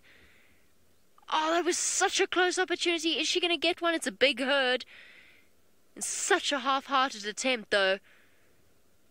I think this might be one of the youngsters. She's going back. She's doubling back towards them. That was such a perfect opportunity, and I think it's one of the young lionesses who has once again been over-eager in her approach. I can see more lions down there. It's really dark. Oh, they got one. They did get one. Ah, little one. Shame, poor little thing. We're going to get closer now. I can't actually see where that is, Vim. Straight ahead. That is insane. I don't even know where those other lions came from. Try the dangers of following in the dark becomes very tricky to figure out where they are, but I can follow these lions straight to it. So they managed to catch a little one. It was inevitable in this weather, in these conditions, with this number of wildebeest. It was inevitable. They were going to get one. I just didn't expect them to come from that side. Hold on. Well done, Oh We Know Pride. Dinner before the end of the sunset safari.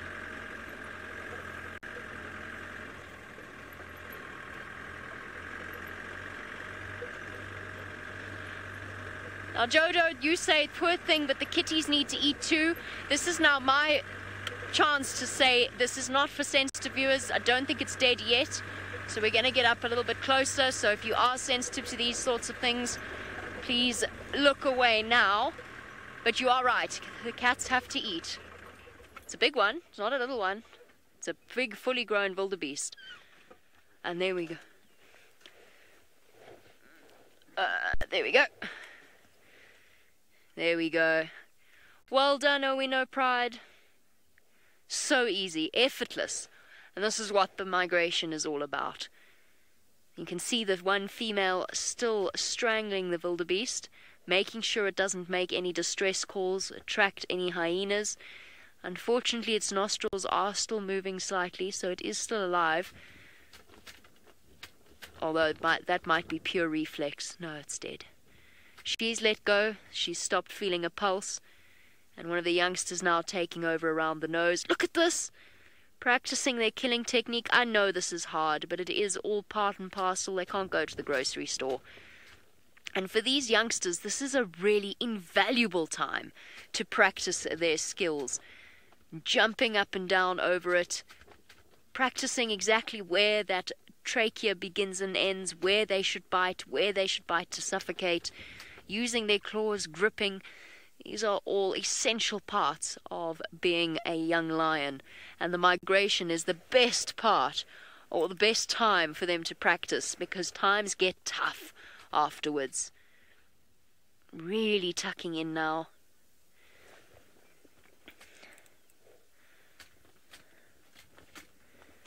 Oh, hi, Bacon. Yes, that's exactly what they're doing. The youngsters are playing. But that play is very important. We've seen Shungile do it. I'm sure you've seen Tlalamba do it.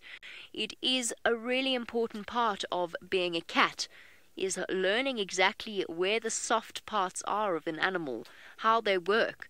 You know, they don't sit and stare at anatomy books, but they are instinctive killing machines. Oh, little put in its place there. And it's important for them to learn exactly where they need to go, exactly where they need to bite. Armpits, necks, noses, and of course the back area.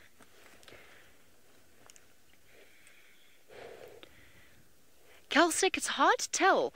I didn't hear it. I was so busy looking at the lioness running on the right. I thought they'd failed, and I didn't hear this kill happen. So will it attract hyenas? Potentially.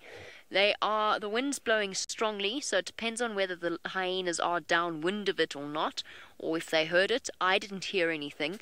My hearing's not as good as the hyenas, nor is my sense of smell. So if they're downwind, yes, it could easily attract hyenas. There is a hyena den not too far away from here.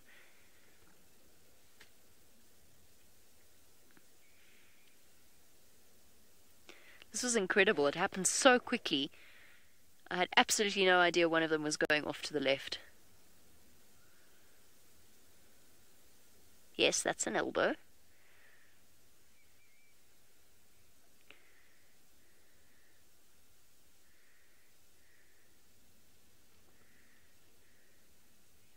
Namaste says that they love how the lionesses, the adult lionesses, are overseeing the youngsters play, but still ensuring that it was suffocated. They do the hard work. They know they've got the experience. They know exactly what they're doing. There was one of the adult lionesses moving into the ideal place to feed. But they will make sure that there's nothing done to jeopardize the hunt or the kill. So they've got to let the lions, it's a balance. They've got to let the lions practice, the cubs practice. At the same time, they've got to make sure that their whole family gets fed. So they really have to balance that. And what they don't want is for the wildebeest to not be killed completely, for it to make some kind of distress sound that would attract hyenas. This pride is small. There's only 2 adult lionesses, so a big group of hyenas, as we've seen in the past, can easily chase them off a kill. That was probably one of my most phenomenal sightings that I've had in all my time in the Mara, was that battle between the Owinos and the... See how this lion's grabbing it by the nose?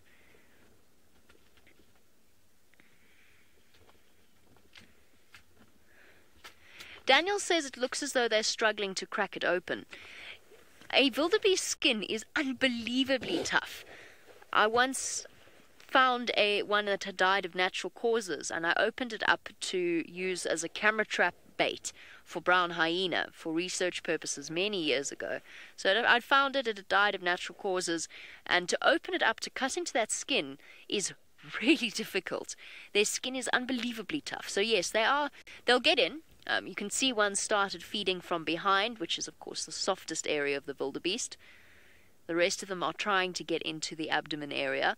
That's where the best parts are.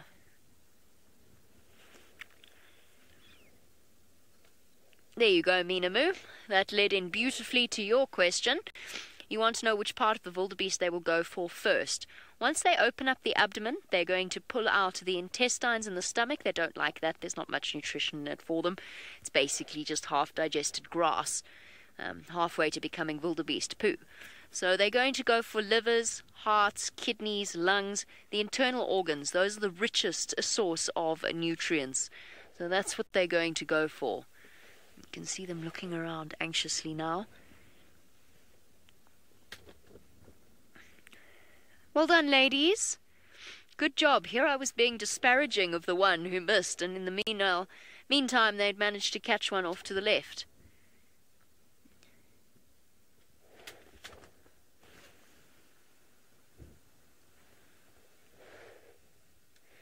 Poofy Poof, any animal that will hold their ground when approached by lions. Yes, indeed. That would be something like an elephant, for example, or a rhinoceros. Or sometimes a hippopotamus might chase back. You'll notice that it's getting very dark. We do need to switch to infrared shortly. What I'm going to do is I'm going to take the lights off. I don't want to keep lights on them now. There we go.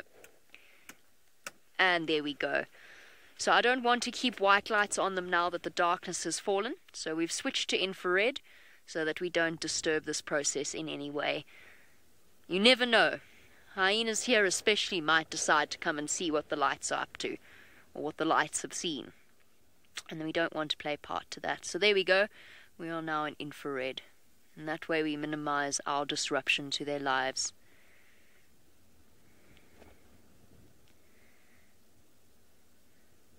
Awesome.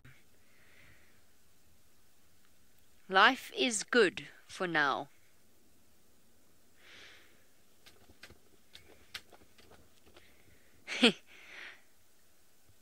Misses on top of the world, they are indeed taking their time with the meal. The youngsters are not hungry, so they really are getting to literal grips with... Look, see how that one's practicing on the nose, practicing that suffocation bite. Now the other one's pulled it away and is taking its chance to practice. So the females are tucking in at the back. They've managed to open up the abdominal cavity, but they're still struggling with the skin. The reason they're taking their time with this is because they're not that hungry.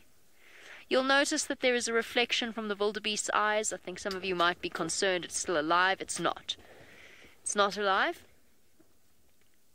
It is dead. It's just that its eyes are open, so you're still getting that reflective layer. There you go. You can see the two at the back have really tucked in, but the youngsters are more intent on practicing this whole process.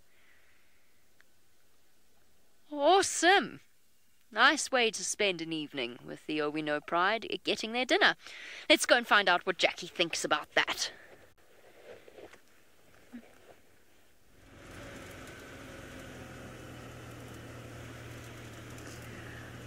Wow, I wish I was there to be witnessing this wonderful, wonderful sighting that James has got. And we are slowly making our way now back to camp. And I just want to make a special mention of our cameraman, Sebastian. He has been absolutely fantastic today and has made my drive absolutely wonderful with the beautiful sightings that we've seen. I mean, having that pride of elephants to start off with was just amazing. And then to go down to the dam and have the crocodiles there and the hippos. It's really been an incredible drive for me today. And for my first drive in Sabi Sands, I can say that I had the most amazing of fun. And I'm looking forward to spending some more wonderful times with you. So I'm saying good night. And my name is Jackie. Okay, so let's drive. Okay. We'll see you next time.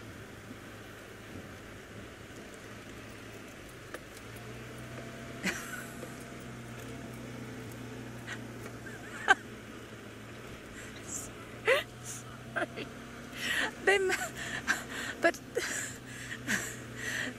But Sebastian, I mean, I was done, so they were waiting. Oh.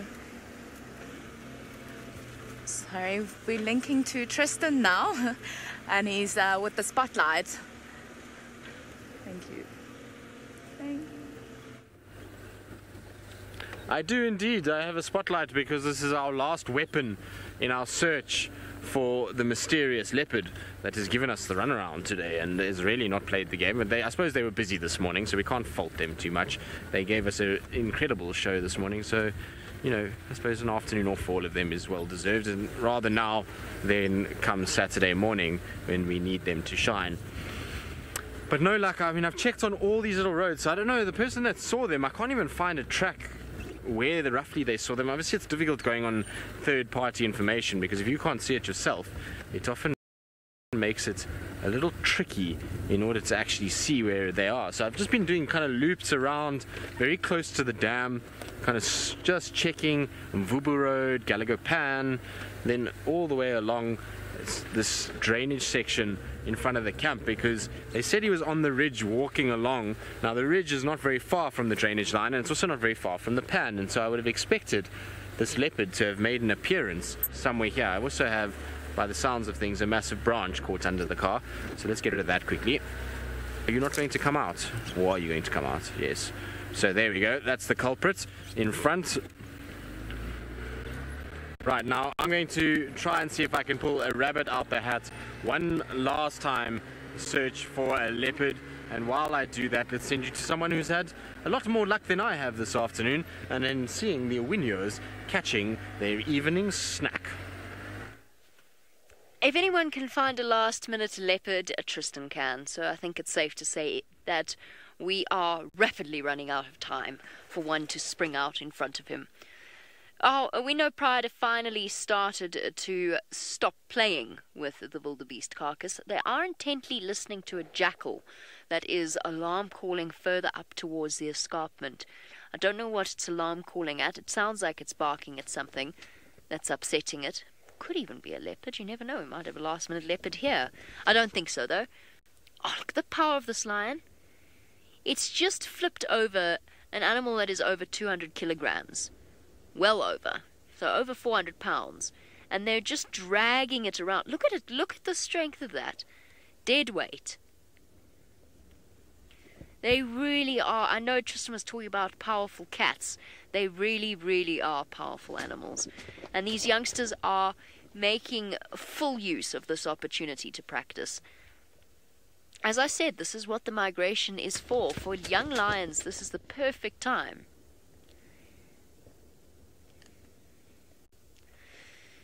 Poofy poof, I don't think that they're all that hungry. They're not full, they're not fat, but they are not all that hungry.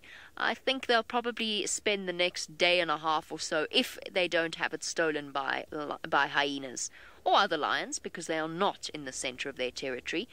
So I think it'll take them about a day and a half or so. I'm not 100% sure about that, though. It really is tricky to tell.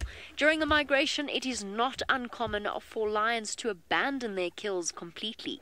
Eat a little bit, eat the organs, and then abandon the rest of it and leave it. So we'll have to see if we come back here tomorrow, whether or not they are even here. Be interesting to know. But I'm glad that the Owino Pride did manage to get themselves a meal. They've been through some seriously, seriously tough times over the course of the last few months.